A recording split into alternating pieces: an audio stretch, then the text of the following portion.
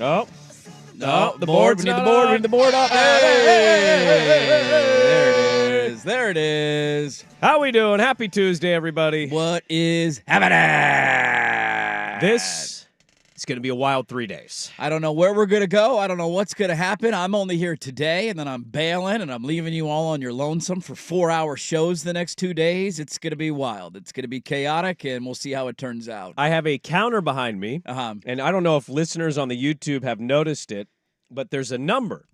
And I had Dusty text me and go, hey, what's that number? Hey, why do you write down a number after the show every day? And I said, well, it's a counter of how many shows consecutively I go without having any on-air complaints. Yes, the suits don't want us complaining. They don't like when we complain, and I got that in my employee review, so I no longer complain either. I got it. Nothing is perfect. Nothing will ever be perfect, so I just largely roll with it. I joke about it, we laugh at it, and we roll with it. Yes.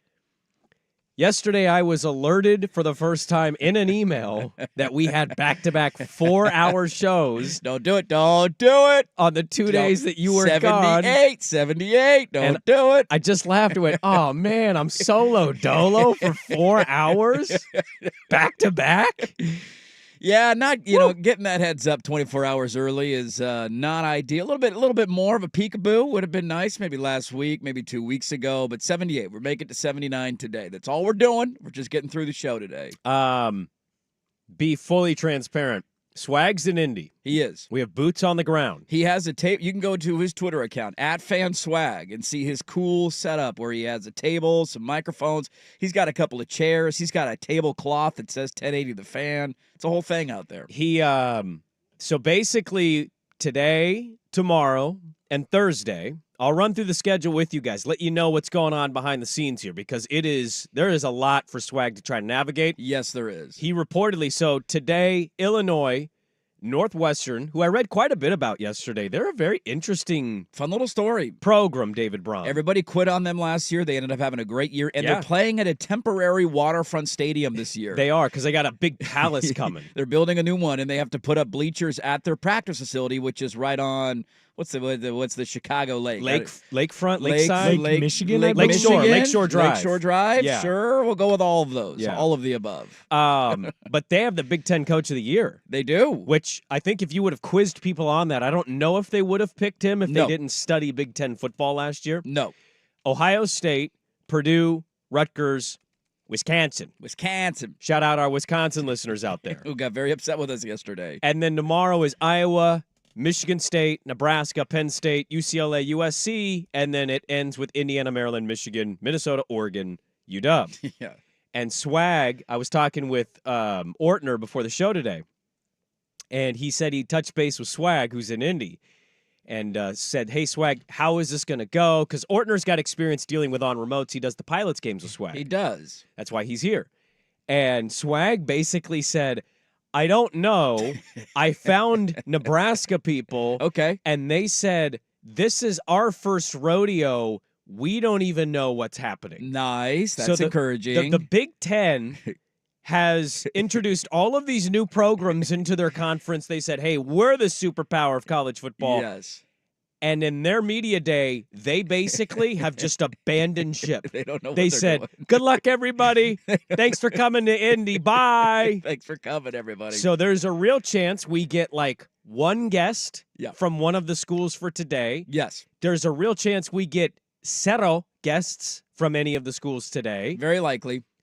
At the minimum, we get live daily ticker, Jason Swigard, boots on ground in Indy. Boots on the turf in Lucas Oil Stadium. And that'll be in about a half hour. We'll just, for our good friends at Pelican, we're going to make sure we get a ticker. Yes. I didn't book one. I figured, he's in Indy. We'll get a coach. We'll get a player. We'll just make that the ticker at some point during the show. But we don't appear to have that concrete seal delivered, so we will be sure that Pelican has the ticker happen today. It'll be at 6:30, Swag in Indy.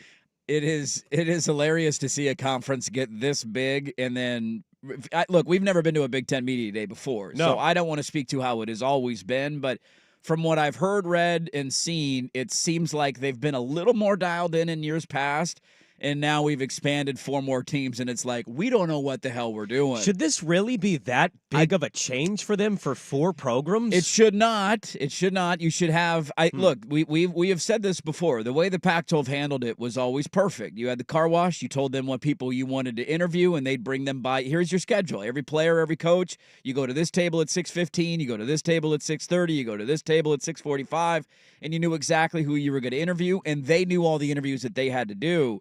And so it was a little more dialed in and buttoned up. So I think we need to do like a choose your own adventure with listeners today.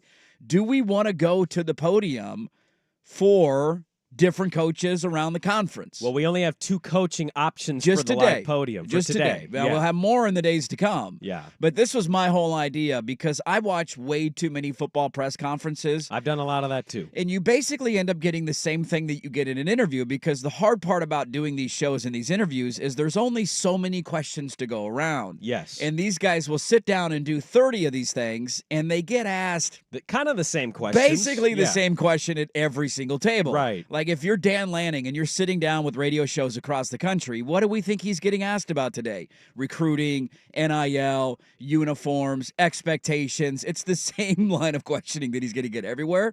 And so at least with the opening statements from the podium, you get kind of what's the main message that they want to deliver. And some of them are 8 minutes, some of them are 15, some of them go 20 minutes, but at least you get their main message, and then, okay, all the other questions I know you're going to get asked 10,000 times today. Yeah, that's the interesting thing is this is kind of this is new uncharted territory for us too. We are up the creek without a paddle right now. Swag had a delightful little trip out. He did. texted us yesterday, so we were texting back and forth.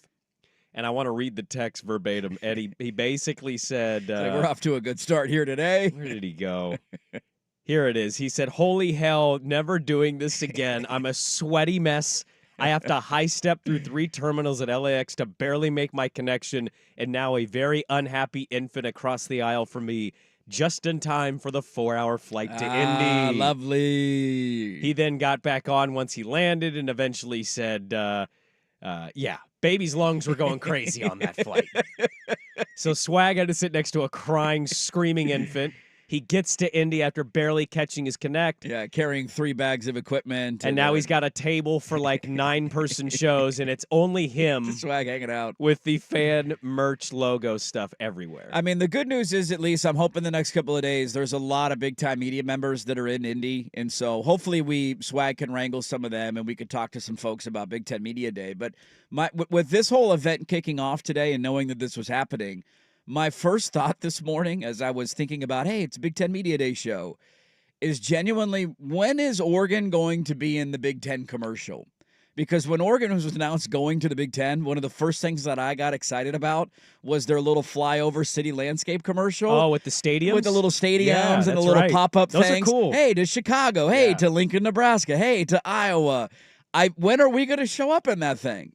We're officially in the conference. They teased big things coming, but I don't know if that was just a Big Ten Media Day tease or if it was an actual commercial tease, but I'm eagerly awaiting that first commercial. Well, are you sure it hasn't aired yet? I'm pretty sure it hasn't. Because they got to show their West Coast hubs, right? The LAs and the Seattle. You probably start in LA, you work your way up the coast, you go to Eugene, then you go to Seattle, and then you start cutting over, and then you end up in Secaucus, New Jersey, or wherever Rutgers is.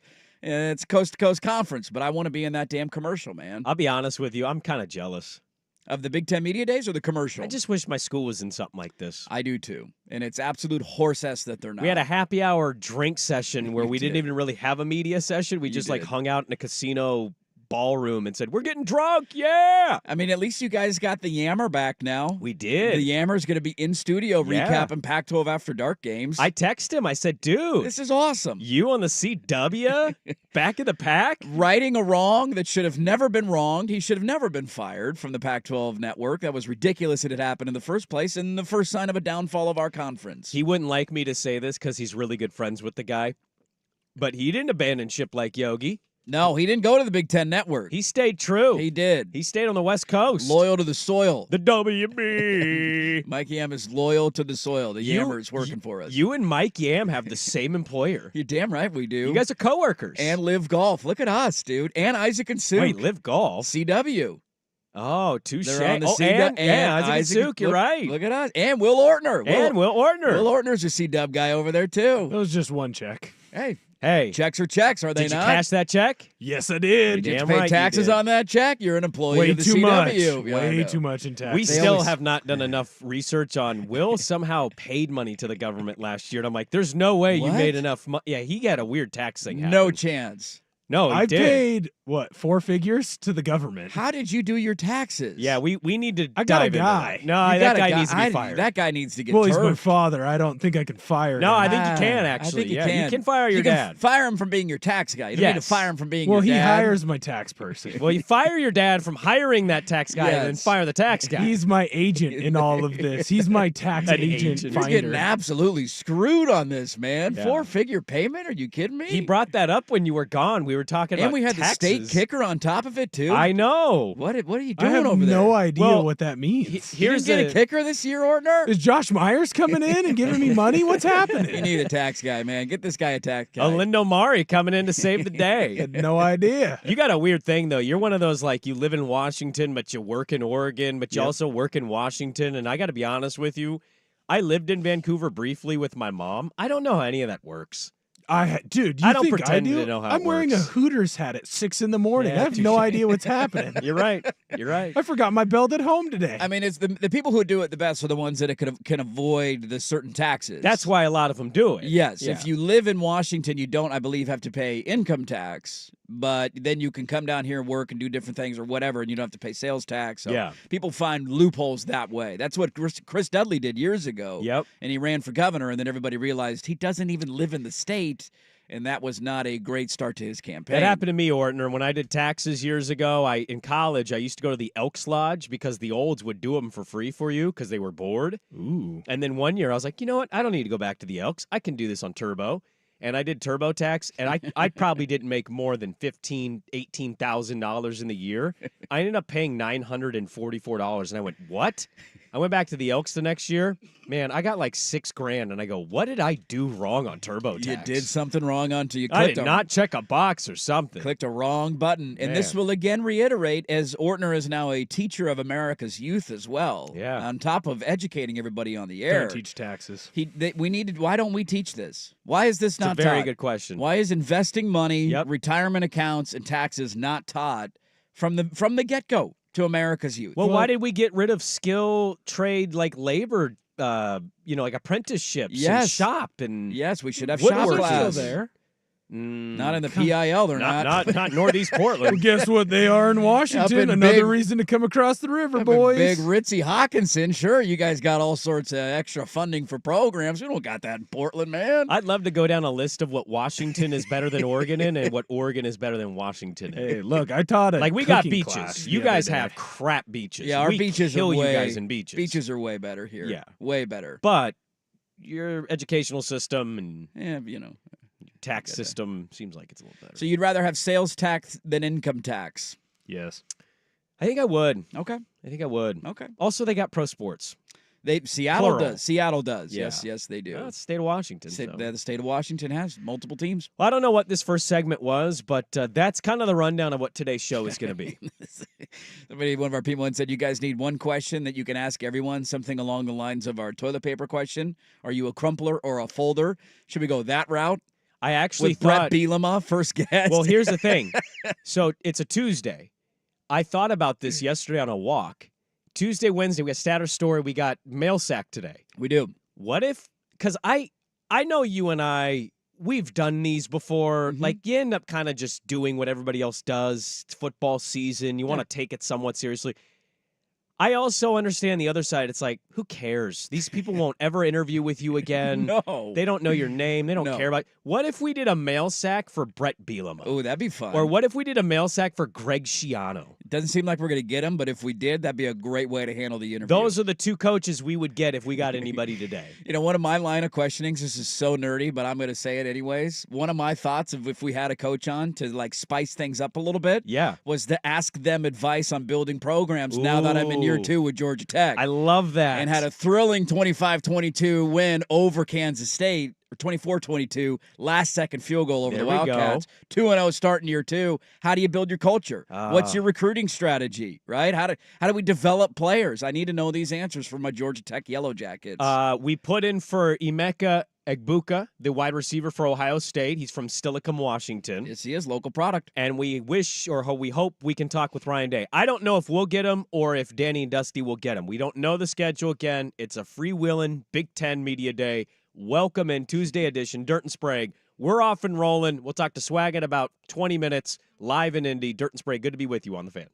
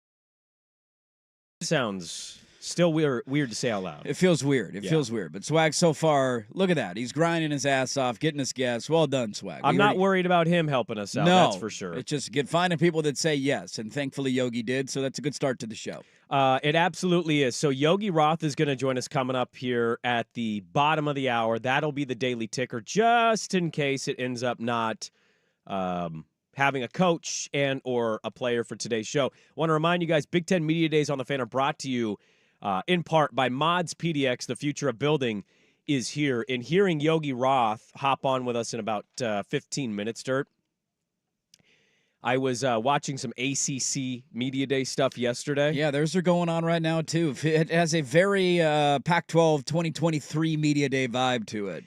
Which I think just the idea that you're doing this the exact same time as the Big Ten kind of tells you all you need to know about the ACC. Yeah, how'd you not see that on the calendar and say, why don't we do it maybe later in the week or the week before? They should have jumped the SEC. Should have jumped the SEC. Be before the SEC. What are you doing there? They should have been around the same time as the Big 12. Get it out of the way. Let people actually focus because they had their one day yesterday, and then the Big Ten starts today, and everybody's attention will be diverted. It was... I don't want to rehash too many emotions, but like getting ready for this show, these shows, Swag at Indy, Yogi Roth's going to hop on. It's just like, God, a year ago where we were and what we were talking about and how excited we were. I remember one of the biggest things for us, and it's funny because I thought Jim Phillips carried a lot of the same energy yesterday, and we'll get to some of that audio after we talk with Yogi Roth at 6:30. I remember them getting to Pac-12 Media Day, and Kliavkoff basically announcing that they have no media announcement, and everybody going, wait. And we kind of laughed because we were like, hey, remember that big deal of the LA schools leaving and us like waving a huge flag of this is not good, and all the scribes on the West Coast saying, no, it's all going to be great. Don't worry, everything's going to be fine. And then they got to their media day, and they were like, we have no media deal to announce. You're like, yo, if you had an announcement, this was when you should have made it. And the fact that you don't, very troublesome. So, like, it's just funny, a year ago, almost to the day, where we were, what the landscape was, how we all felt. There were still a lot of us that thought, no, it's okay. We'll get a TV deal. It's okay. And we were like, this is an awful look for you. I remember the excuse that was made, too, was basically, we don't want our media rights deal to overshadow the conversation about football that will take place this week in Vegas. That was their positioning. So don't worry. The deal's going to get announced, guys. It's not that important. We just want to focus on football, and then we obviously know the rest is history there. And speaking of Swag's travel schedule, it also reminded me of him sitting next to a local reporter on an airplane. Yes. And him texting us throughout that flight the details that he was getting from said local reporter about the TV deal the Pac-12 was going to get and how it was going to be in line with the Big 12. Yep. This was all the insider report. All the sources were telling you that it's going to be in line with the Big 12. They're going to get their TV deal, ESPN, Fox, a little bit of Apple TV, $30 million a school. Yep. It's coming in the next couple of weeks. Nothing to see here, nothing to worry about. Yeah. And it's just hilarious to look back. Hilarious isn't even the right word because it's still depressing that our conference died, and it should never have died if we just had competent people in charge paying attention to the things that they should have paid attention to. But just it's an important reminder, I think, sometimes with sports reporting that you always have to be careful with the information that you read, that a lot of times you will get information fed to somebody as a quote-unquote insider that is not necessarily true. It's the information that the organization, the team, the company, whatever, it's the information that they want out there. And so they have these people on the inside, hey, we'll give you the scoop. Here's the scoop, but the scoop's not real, it's not true, and it ends up making you look like an idiot. For that reporter, for some reason, it's had no impact. Don't understand that. But it just is hilarious to think back a year ago that that's where we were, and I'm getting very similar vibes from the ACC right now. Well, I think that's for sure what stood out to me, and we'll get to the audio of Jim Phillips, but it just reminded me, very Kliavkoff energy. Yeah.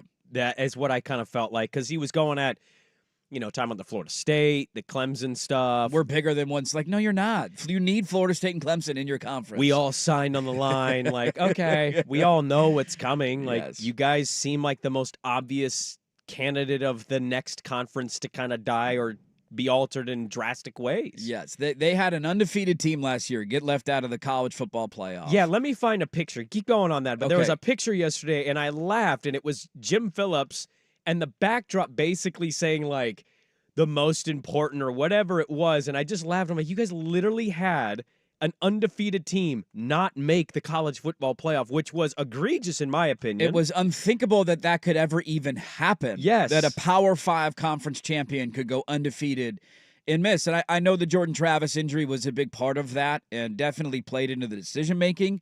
The other part of it, though, that killed Florida State is that their conference sucks. The ACC is not good.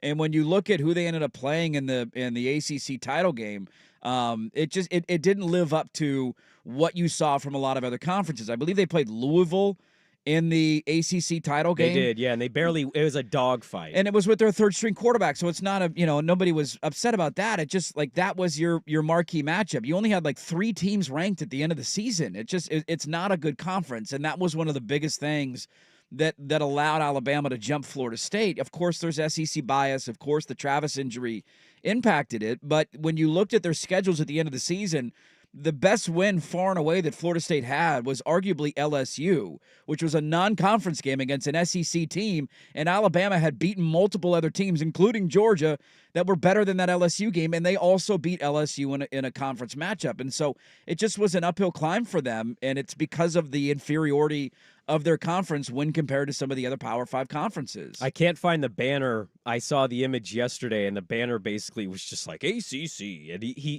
even said like we have the deepest roster of teams in the conference football. CEOs got to come out and pump up their companies, man. I get it. That's what you're paid to do, but I just hope he realizes I that actually feel bad for these guys. Nobody's taking you seriously when you say stuff like that. I know they're paid a high dollar and they're just, the face of the presidents and the universities, but they kind of have to go out there and be the idiots. They absolutely do. And largely it's not their fault. It's that was mainly the case in the Pac-12. I know Kliavkoff got a lot of blowback and he did not do a great job, but let's also not act like the university presidents didn't have a big hand in the conference dying. He's just the figurehead that we all point the finger at and laugh at the end of it. Yeah, there's one of the banners says 5 most populated states in their conferences. Sure, that's a key stat that you need. I'm like, what does that need to be on a banner for? What a weird thing to brag about. Well, and then when you look at we have California now. It's those schools don't care. They don't care about football. They haven't largely. I mean, Stanford had their run, but let's not act like Stanford is anywhere close to the Stanford of 10 years ago.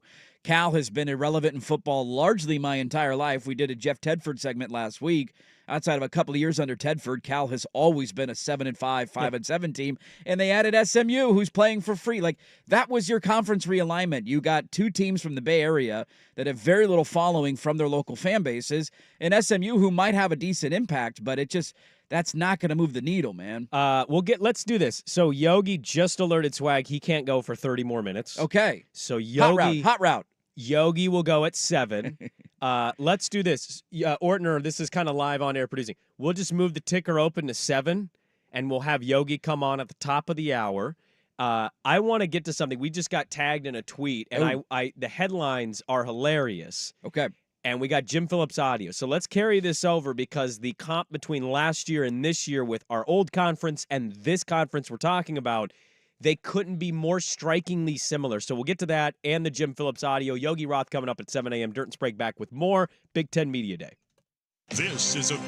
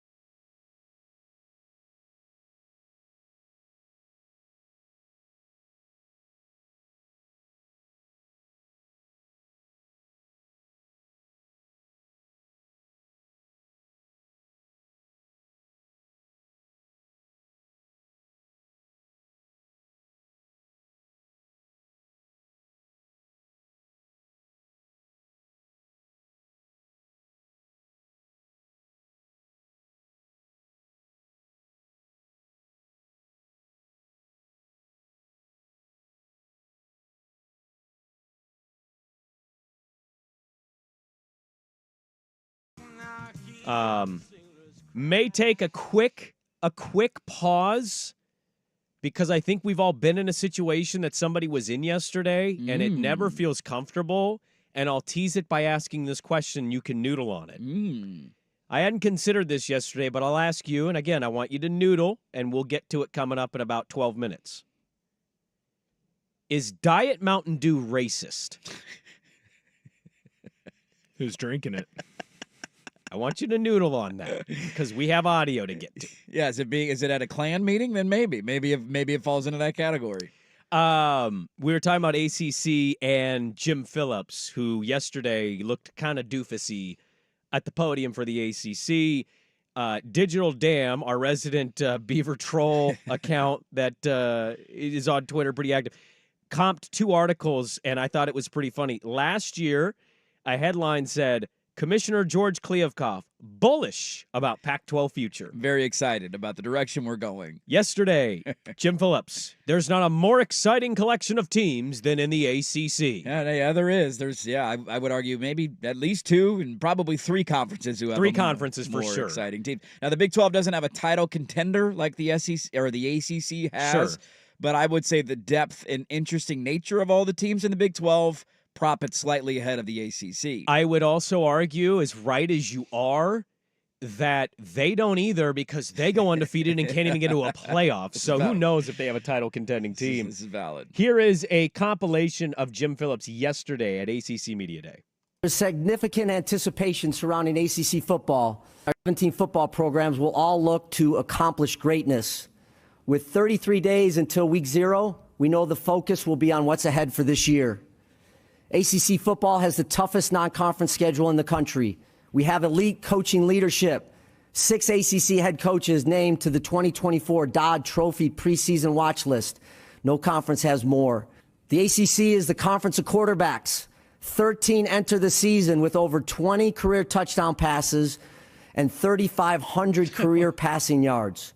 The combination of our preeminent players and elite leadership only furthers expectations on what's ahead for our individual teams and conference. There's not a more exciting collection of teams in the country than in the ACC. What a weird quarterback stat to just throw out. 20 career touchdowns, that's like an average season of college football. I would argue it's not a very good season. 3,500 yards that's fine. I mean, it's one average year of starting quarterback play. I'm going to go look up. Now, how would you label DJ's year last year? Like, how would I sum it up? As a starting quarterback, what would you classify it? Mid to disappointing. He had last year 21 touchdowns and 7 picks. Yeah, and that's how it felt. I was like, all right, man, it's okay. You know the best thing I learned about the ACC yesterday? He's fine. What broadcast did we talk about coming back into sports? Tom Brenneman. Tom Brenneman. What's Tom Brenneman most known for? His moment of the Nick Castellanos home run after his homophobic slur. What network is Brenneman going to be working on? The CW. And the CW does games for what conference? The Pac-12 and the ACC. ACC. Do you know Boston College's starting quarterback? No, I don't off the top of my head. His name is Thomas Castellanos. Thomas Castellanos? Exact same last name. Hell yeah, dude. He's going to throw a touchdown when Tom Brenneman's calling his games. Right in the middle of a slur. Yeah. And there's a touchdown pass by Castellanos into the back of the end zone. I don't know if I'm going to be putting on this headset again. I mean, I just wish, and I've ranted about this throughout the years, and it's not just a conference realignment thing. It just is everything in college athletics. Like, we're not stupid. None of us were born yesterday. We all know where this is going. We all know the direction that the ACC, everybody with the brain can tell you the ACC, as it's currently constructed, is not going to survive. I agree with you. We know the big dogs are going to go find a different home, right? Like, that's where you and I kind of reside. And that's where I wish that we could stop this whole song and dance pretending that this isn't going to happen thing. They're not going to. It's horrible business. It will never happen. But just let them go. We know Florida State and Clemson. You can't. It's too much money. They're gonna force their way out. Pay the money and get the hell out. Find your new conference. ACC. Figure out who stays. Figure out how you want to restructure. So what would you do there? I'm more curious about that because Florida State, Clemson, Miami, NC State, or whatever, who all these schools, them finding home, not shocking. No.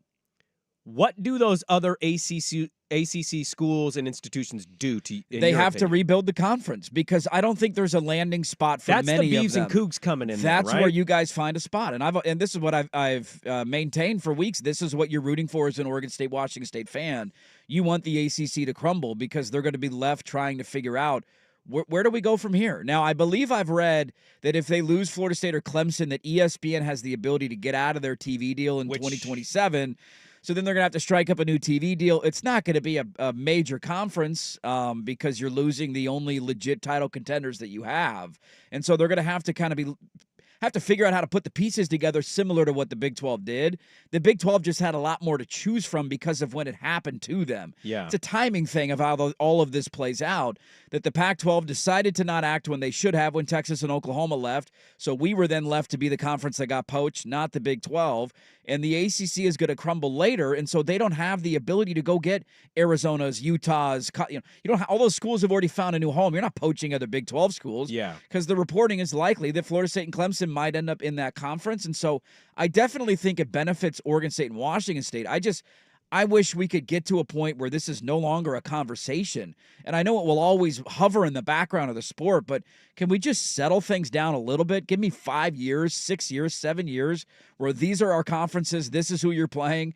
Build some sort of track record and history with our new conferences instead of this year in and year out song and dance of we all know the outcome. Let's just get there. Fast forward to that moment. Do you think when they get there, though, that's when it happens? That's when it settles? It's like, hey, we finally have the Big 12 settled, even though they're trying to be aggressive and change who they are. Yeah. The SEC is built.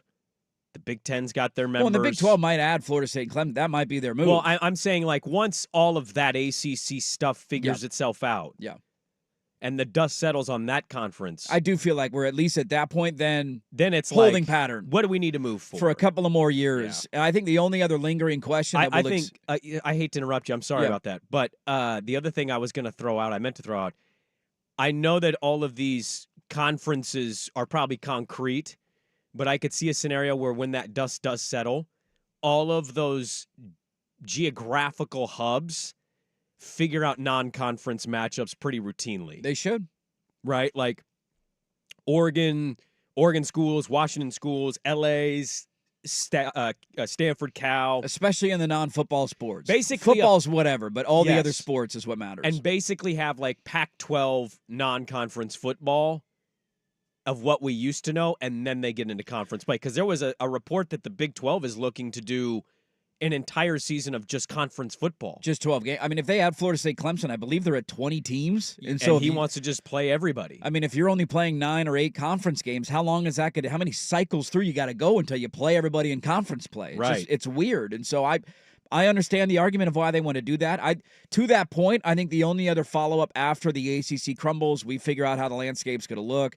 My money would be on them trying to pick up Oregon State, Washington State, maybe San Diego State, have a West Coast hub, have your Virginias and all the other Wake Forest and those kind of teams in the ACC pocket, and then you have 2 different divisions almost, a West and an East. I think the only follow-up question after that is, can we come back to sanity for the non-football sports? Or do we really need these conference affiliations for volleyball and softball and track and field and swimming and all the sports that have to play multiple meets and travel across the country that don't have these massive budgets like football do?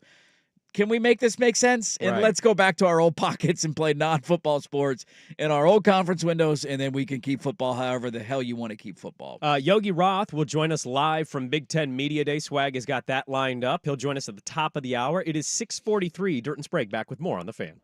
The Herd with Colin Cowherd. Life's about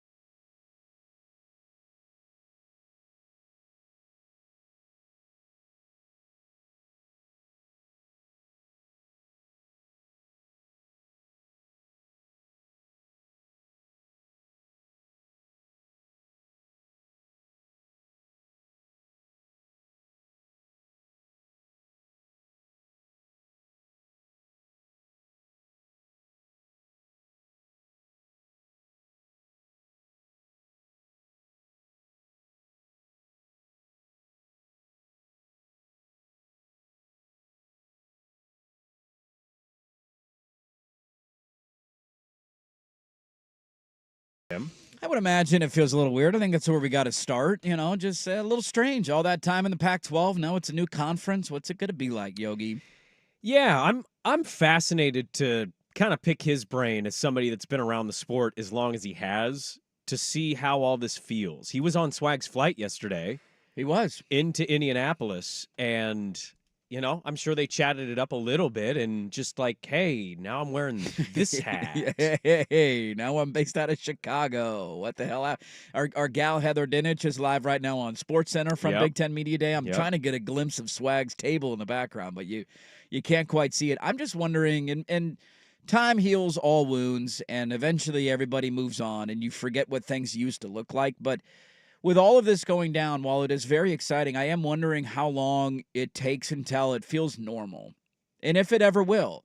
I think younger fans will be one way because you just don't remember much of the Pac-12. But when you've lived, I'm 35 years old, and I've been a college football fan since I was 5. Yeah. I got 30 years of fandom built in, and all 30 years of those were following the Pac-12 or Pac-10 or whatever. And it's just, I don't know, it's strange, it's unique, it's new. Again, very excited about the new matchups. I'm just wondering how long it takes for this to feel somewhat normal, and if we ever get there. Well, will it ever feel normal? Or is this going to be a conference where the top-end schools largely dominate, and so like the middle to bottom tier schools, we don't mention them? Yeah, you hate them if they upend you, because upsets will happen, and you're going to get a random loss to like Indiana, and you'll hate Indiana because of it. But sure. I tend to look at the Big Ten as exactly the way you labeled it. These power schools are going to dominate it. In reading about some of these programs, like I'm reading about Northwestern, and it's like they lost their quarterback, they lost their star linebacker, they lost these guys, and they lost those guys to the portal. Like the portal and NIL have made this more. There's more parity. Yeah. But you're still having the separator of the haves and the have-nots. Yes, you are. So, like, yeah, there's more teams that can maybe win a national championship for sure, and there's not as much dominance with just, like, one or two teams. But you're still then having a cutoff point of the rest of the world that can't quite pay or compete in the portal NIL world. Yes. They're still suffering and having to replace. I heard Beamer said this. He's like, I basically have a new third of my roster every year. Mm-hmm.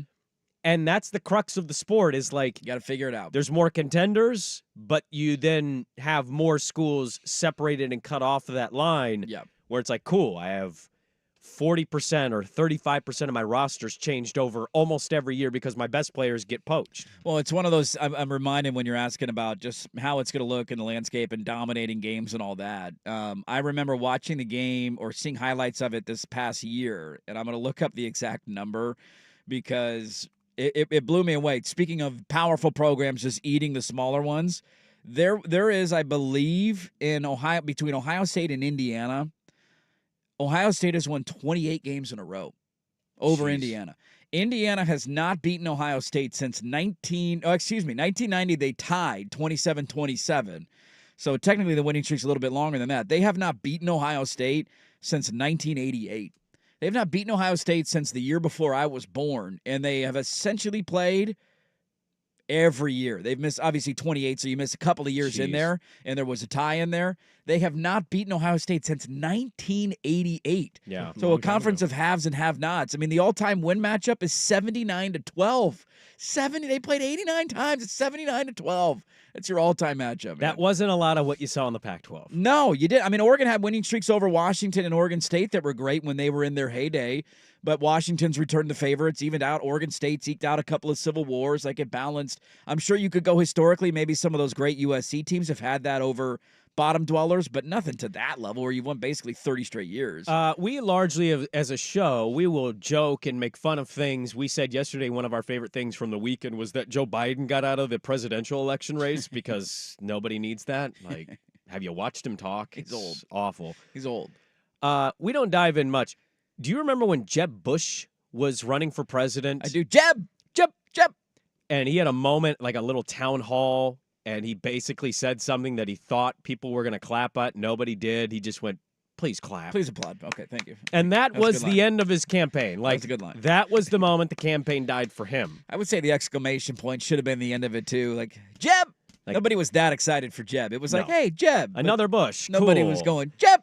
Howard Dean, like, and he's out. everybody has moments that in campaigns. And we'll see you.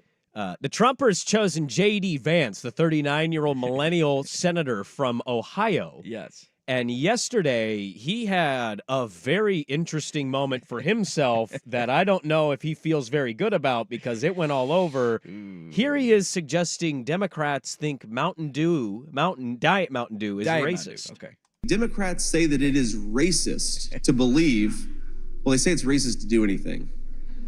I had a Diet Mountain Dew yesterday and one today. I'm sure they're going to call that racist too, but I love you guys. But You can't look as somebody who Very awkwardly uncomfortable. laughs at way too many of their own jokes. You can't do that. I don't think you laugh like that. You can't laugh at your. That's a own joke. laugh of, I don't know what to say here. Nobody cares I that I thought made this that point. was going to be a good line. He wrote that line down. He's did. like, this could be a zinger. This one's going to get the crowd going. He is a weird fit for that campaign. And it did not get the crowd. There is something I feel so uncomfortable when I see that or when I hear that because you could feel how uncomfortable he is in that moment. Makes your skin it crawl. just makes me cringe, man. Oh. Like, that's my nightmare. Is he supposed to bring me in? Is that why they went out Yes. and got him as the VP? He's targeting the Ortners of the world. That's bad. He's targeting the That- Ortners. That's a bad look. Not gonna get the youngins in. Anytime you go, I love you guys. It's like, No. What? What? what? That was your pivot? I love you guys. All right. Somebody did text in. You asked the question on Diet Mountain Dew. Said, yes, from living in Texas, the neighbor across the street drank Diet Mountain Dew, and they had a very strong dislike for the lesbian African-American couple 2 doors down. There you go. So maybe there's something there. Maybe it's the Diet Mountain Dew. I don't know. Dare I post a poll question on our Twitter account? Is Diet Mountain Dew racist? That'll go over well, I'm I'm sure sure. it will, Everybody yeah. will handle that level-headed with a good sense of humor as we are approaching this segment. Can we just laugh about things? That was an awful moment for somebody and a stupid joke. Why can't we just laugh about it? I even had those moments sometimes. The Office is one of my all-time favorite shows. There's a few times in The Office where I'm like, it's so awkward and uncomfortable. It that makes you cringe. It makes me cringe. Yeah. Diversity Day. Ooh. They still won't show that on TV. Diversity Day? Yeah. Yeah, Really? you can't show that anymore. He No. quotes Chris Rock. Yeah, dude, you can't. You're right. He's making 9/11 jokes. You can't. No, that's.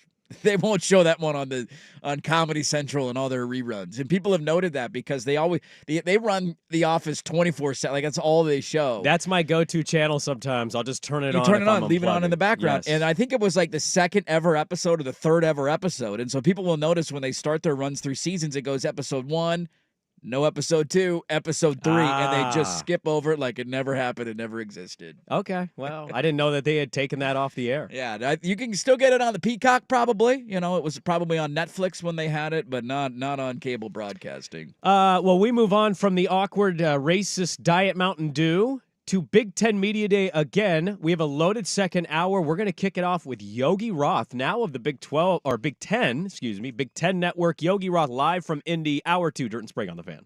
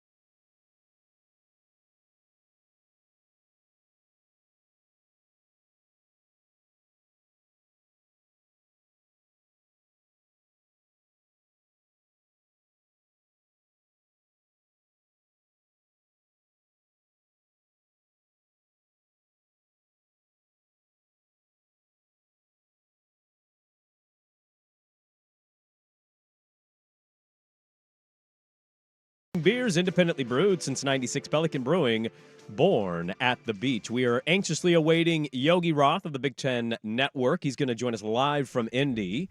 But we are going to start things off with our good friend Jason T. Swigard. Hi, who fellas. is all set up down in Indy. Hey, what's Good up, morning, Swag? Good morning.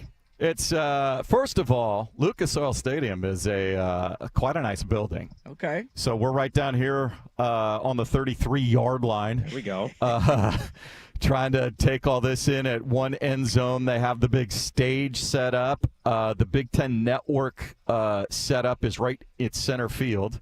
Then they have all these other auxiliary podiums and then radio rows over here on the sidelines. I'm not sure if this is the Colts or the opposing sidelines, but yeah, it is a I feel like Aykroyd and Eddie Murphy in the trading pit on trading pay. There you go. Right now. Yes. Just a free-for-all. Calm before the storm. Fortunately, the IT guy around here got us hooked up with our internet line, which wasn't set up for us. So yeah, it's that's what's going on. But yeah, texted. Yogi was on my flight, so I ran into him. He said, "Yeah, whatever," and I texted him this morning. So he said he'd be here just about now. So as soon as he gets here, he'll hop over. But some of the Illinois players are here right now, but the coaches don't get going. Commissioner Petiti will get things going at 8 a.m. Pacific. Oh, good to know. We can roll on that live. Yeah, and we can go so that live. you can go to Commissioner Petiti, and then Brett Bielema's up at 8:30. So they'll be up on the main stage, as it were. Bielema, the main stage. Bielema, the big hog, coming So up we to the do main have- stage. Yeah, so, and then we'll just kind of, try to pick off here and there some of the schools we've made contact with. We are expecting to have some USC guests tomorrow morning in the 7 o'clock or 6 o'clock hour. Okay. So I have made contact with them. We have a handle. The Ducks right now look like in the 9:30 to 10:30 range on Thursday. Yep. We'll get everybody, but you never know when the schedule's going to get blown up. So I Right. appreciate you guys immensely for being flexible. Swag, can we start with coach and player availability stuff, because that'll just happen when it happens. Exactly. Fire away. What do you want to know? Your 1080 skirt on the table placement is fascinating. You have two tables, and I Well, understand. there's two tables. It's a and big it doesn't table. quite fit. So and so why not just cover the one table and make the fan cleanly hanging off and just leave another table bare? we can do that. I was adjusting. I was, we might do that. Look, he's a one-man band I right know now. he This is. guy's I feel trying to- bad for him. He's trying Well, to the one get thing guests. was- He's trying to wrangle everybody. He's trying to set up the equipment, and now we're getting critical of hanging banners. I was trying to drape it, but I also wanted it up on the table so schools walking by, people walking by would quickly, because if it's down hanging like facing, they may not see it. That's a fair point. But if Okay. it's up on the table where you can glance and you see 1080, that's what I was hoping for the actual people walking by, because they're all in suits, which is nice. Well dressed, at least the Illinois players I saw. So I haven't seen clearly identifiable, colored polos a lot of the times that we saw at Pac-12 Media Day. Okay. Well, I first off, Swag, save me a spot on that sideline, because I'll be standing there when Oregon wins the Big Ten title game in December. Fantastic. So I just want to make sure I know the lay of the land, and I'll just mark a spot for me there on the sideline. I'll make sure I'm standing there when they beat Ohio State in the Big Ten title game. I'm just you've been to the Pac-12 Media Day many times. You famously peed on the side of a LA highway. You were there That's last right. year. I know outside of just the sheer size of it, what are the different what's standing out to you now that you've kind of been walking around this morning? There's still a sense of, while they've been planning for this, I still think there's a sense of they're not quite sure how big it has gotten. Yeah. And just the scope of the interest and how competitive that it's going to be.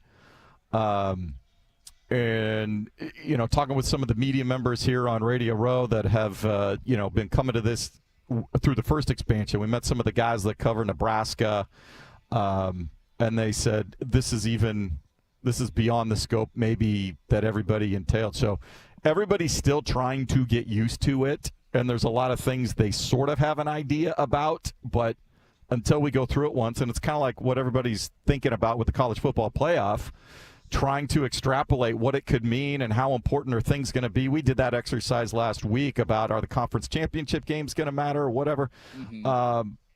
But I think they're just going to have to go through it once and see how it all plays out and how significant all this, each individual week will be and how closely you're going to follow it. Obviously, they got rid of the divisions, so I think that's the biggest adjustment for everybody to make is, in conference, if you want to get to the conference title game, you really can't slip up anywhere along the way. Yeah. This is the Daily Ticker brought to you on the Fan by Pelican Brewing Company, born at the beach since '96. Supposed to be Yogi Roth, and we may get him coming up here in a minute. It may be at 7:15 or 7:30.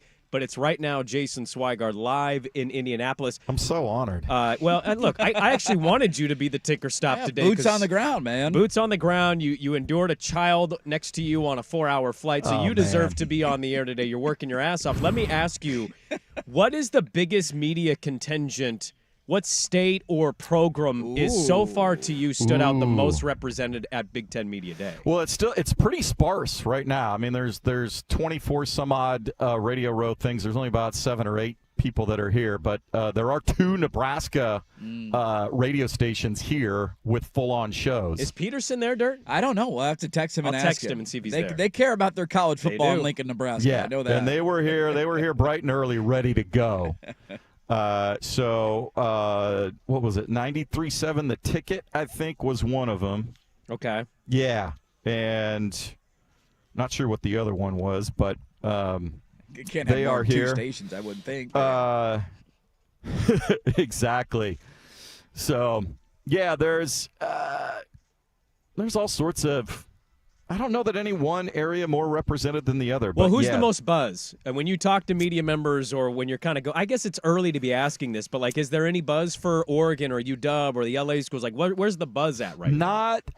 Not really yet. It's still. I think there's a little uncertainty amongst, all the media and everything is just how this is gonna work with 3 full days and everybody coming and going, and so everybody's still trying to get a little bit of the lay of the land, and so we'll see. Ryan Day will go last today. That'll be at 9:45. He'll be on the podium. Yeah, there was there's still chip on the shoulder from other schools about, Ohio State walks in like they own the place. They're here, grace How dare everybody they? with their presence, and so. They've only propped that garbage-ass conference up for the last 20-plus years. How dare they do that? Exactly. So there's still a little mystique about that. I think there's more. I think there's a lot of curiosity about Oregon, and just if how it will go. Will they be able to come in and establish themselves right away with all of all the hype around their recruiting classes and what they've done, what Dan's done in his 3 years, and will it translate, or will they, have a little bit of an adjustment period? As far as the other, USC and Washington, I think there's just more curiosity about them simply because of, Washington, everything that they lost in the transition, USC, a lot of transition there. So yeah, it's still Ohio State for the most part that is the big dog. Which is ironic considering they've lost 3 in a row to Michigan, and Michigan just won a national championship. But they also going through a bit of a transition as well. The listeners want to know, Swag, has there been any swag bag giveaway? Are you wearing a Big Ten hat? Are you getting any Big Ten merch to come home with? I'll see. At the check-in at the credential, there were some schedule magnets. If you guys would like a schedule magnet, I will pick one up for you. I'll take one. Why not? Yeah. There were some little journals. The only thing I did grab, because I had no idea, Old Trapper. With boxes of jerky. Yes. to They get have a you through jerky the day. sponsor? Look at that. So, yes. Yes. We never had one of those. The Pac-12 So did have a we've- jerky sponsor last did? year. Remember that? Do you remember that, Swag? No. last year. Didn't we have the Pac-12 had like a random beef jerky or trail mix, or we had like a random Trail sponsor mix like would that. line up. Beef Trail jerky, mix I would don't line know. up. I don't remember jerky down in Vegas last year, but How's the but media yes. food? Is it garbage? I haven't seen. They just had coffee and some stuff. There wasn't a full out spread for breakfast, so we'll see what happens when lunch rolls out. It's there were some striking me that breakfast I think we did this too early. It seems like nothing is really happening, and we just like, hey, I'm live. Swag's and here nobody's grinding here. away. There's Yeah, well, 4 radio stations set up. like We're I early said, birds, man. Today is more get the lay of the land, a feeling out process. How's this going to work? Or so make sure I'm set up so we can at least have the live feeds back. So I'm hoping maybe we'll get when Yogi gets here, he'll come down.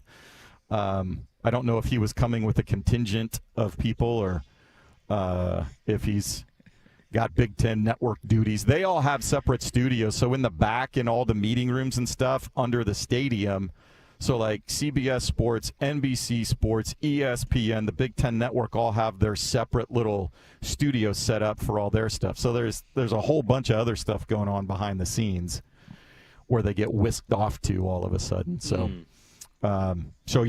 So it's it's still warming up. Are we going big St. Elmo's steak dinner tonight? We'll see. We'll see what happens by the end of the day. I might be so exhausted running around. I just might want to go back to my room and get some room service and crash. Not a bad idea. That's always a good thing after a long day. Just order it right to the room and it shows up.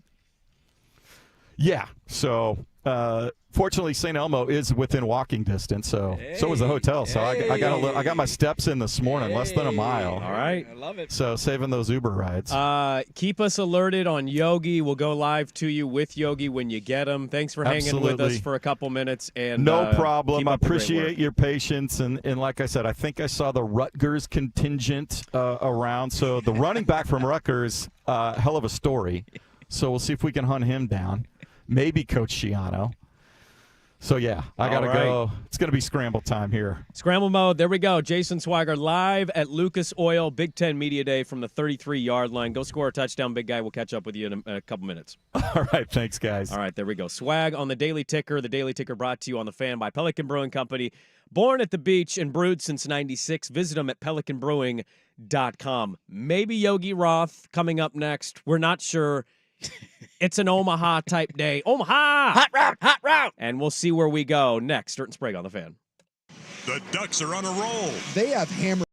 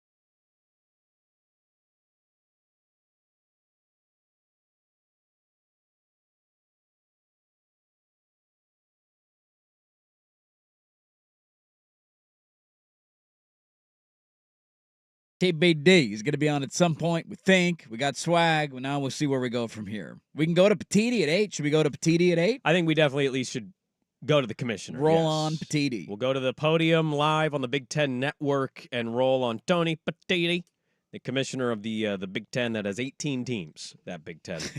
It all makes sense, doesn't it? In sticking with the theme, we talked about it yesterday. Cleveland.com did their media poll for the Big Ten Media Days, in which the conference uses it, but they don't do their own. It's a weird thing they do. Very weird. And Ohio State was 1, Oregon was 2, Penn State 3, Michigan 4. We noted UW got all the way down to 10. 10th, yeah. And so we talked about the ranking. Did you see who was picked as preseason coach of the year? Oh, in the Big Ten. Yeah. I did not. Did you see who was picked as preseason offensive player of the year? Or as they call it, the Opoi. The Opoi. I did not see who was voted the Opoi in the Coach of the Year. Daniel Lanning. Coach of the Year. Dylan Gabriel. Okay. I mean, I think you can make a pretty strong argument he's the best quarterback in the conference based on his track record of success at 2 different programs. He is on the brink of breaking Bo Nix's record for most starts in college football. You guys love the olds. You love the olds. He's got a plethora of weapons to choose from that is maybe the best in the history of the Oregon program. They're loaded at running back, and this maybe is the best wide receiver room they've ever had. Tez Johnson, preseason all football honors. Yep, I think Evan Stewart is poised to have a monstrous breakout season if he stays healthy. The offensive line gelling is really the only question for them on that side of the football because they got legit players at tight end as well. Coach of the Year thing is unique, and I only say that because we just talked about this earlier in the show, where if you were looking through who won Coach of the Year last year, you would have thought, well, who won the conference or who were the great teams or, you know, it has to go to somebody like that, but it wasn't. It was David Braun. Well, you couldn't choose a Michigan option. They had 3 different coaches. No, and Ryan Day went 11-1, but he didn't beat Michigan, so it's like, well, we're not going to give it to him. And David Braun went from the hazing scandal and a head coach getting fired, being interim guy, to getting Northwestern to a bowl game, and so he won Coach of the Year last year. So you tell me Lanning is the preseason, that's fine, but is there one of those stories where there's a team that we pick to, like, hell, use the Huskies as an example. Let's say Oregon goes 10-2, maybe they still win the conference. Yeah. But the Huskies surprise and go like 9-3 in year 1 under Jed Fish. Could you argue he would win it? Better coaching job, right? Yes. So that's a tough one to figure out preseason. Yeah, because teams with expectation, you don't really get credit a lot. No, you only disappoint if you have high expectations, unless you go undefeated and win a national title. I get why we do it. It's for this. But, like, it's also kind of stupid that we do preseason Coach of the Year pick. Like, I want to know preseason All-American. Who are your preseason All-Americans? Well, he's a preseason All-American. That's certainly a thing that they do as well. I kind of laugh at the whole preseason Opoi or Depoy. Like, shocking. They picked the most experienced quarterback. Yeah. They picked the highest prospect defensively in Michigan in Howard. So it's, like, not surprising that Gabriel and Howard win those. And then Lanning, like, the Ducks are the hot thing right now in college football. So they pick them. It got me kind of thinking as I was getting ready for this in case we talk to these coaches. It doesn't seem like we're going to today on our show. Probably not. There's a coach out there, I think, that has a fairly good reputation, and I did some digging. Mm-hmm. Swag, by the way, cleaned up the tablecloth. It looks way better. Okay. Way better. We got it over one table now? One table. We're not straddling the 2 tables? Clean look. Okay. Like, it looks great. All right. In doing some coach research, there is a coach in this conference that I think has a fairly respectable, good reputation, and I'm here to ask the question, should we be flexing out of that take? Can you guess who it is? Of the 18 teams, there's a lot to choose from. That's here. that's a fair rebuttal. But he's going to be one of the coaches in today's scrum. One of the coaches in today's scrum. Greg Schiano? Nope. No. I would say he has a pretty good reputation. Most people think he's a good football coach, so right? You're talking about a coach who doesn't have a great reputation? No, he has a good reputation. We always kind of mention him, like, oh, that's a good hire. And I went and looked at his, like, resume, and I'm like, I don't know if he is. Are we going Bielema?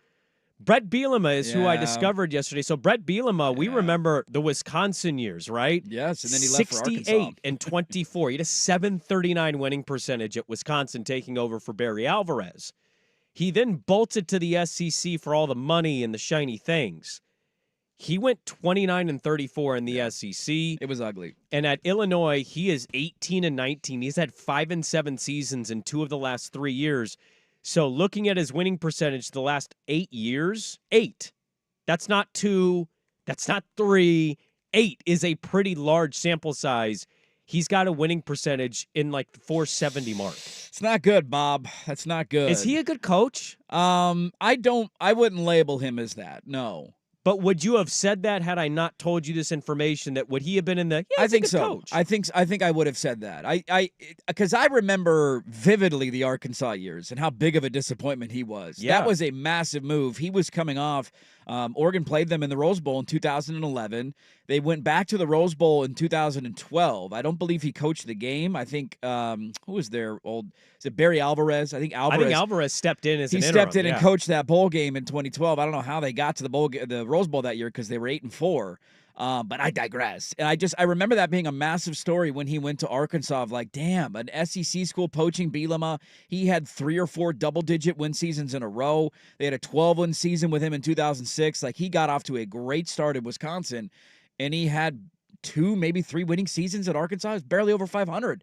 And overall, you give the overall record, he's 29-34. That's terrible. And I know he has not done squat since he got to Illinois. And so, no, I look at him as a coach who took over at Wisconsin, a program that was a well-oiled machine, maybe at the prime of their power, and he capitalized on that. He had some good years, but when he had to go someplace where he had to do it on his own, he did not have the ability to do it, and that has been now evident at both Arkansas and at Illinois.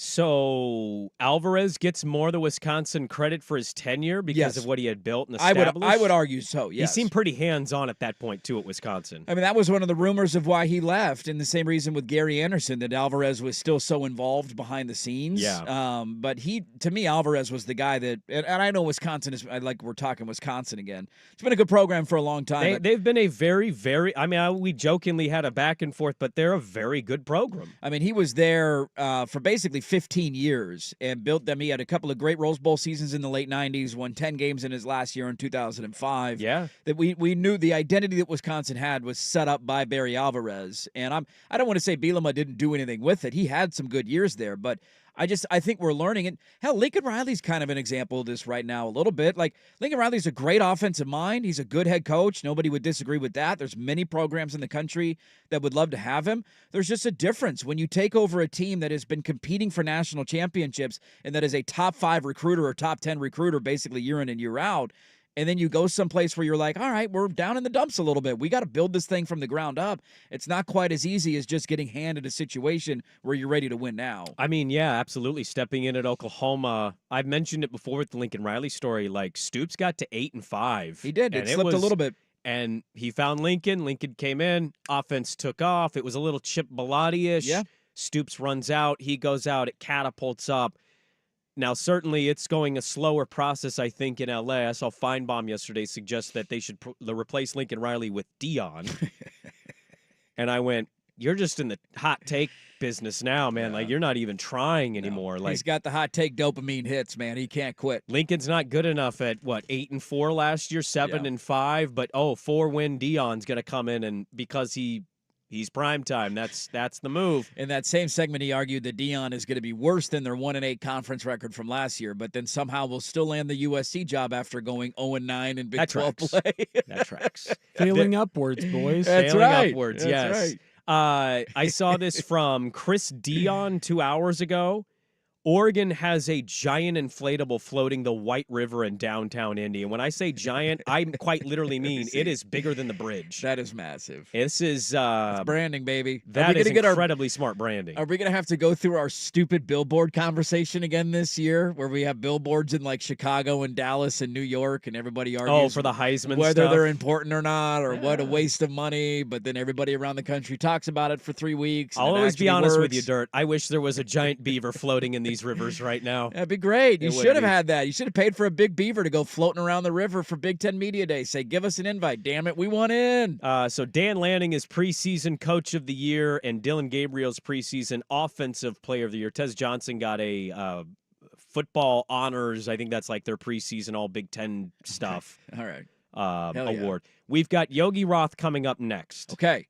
It's what it sounds like. Let's do it. We hope Yogi Roth joins us. I've already tweeted that he was going to join us, and then it was swag. We'll retweet it. It's all right. We'll retweet it. We'll do an Omaha, a hot route. We got Tony Petiti coming to the podium at 8 a.m. We're back with Yogi Roth live from Indianapolis next, but first, Will with the sports update.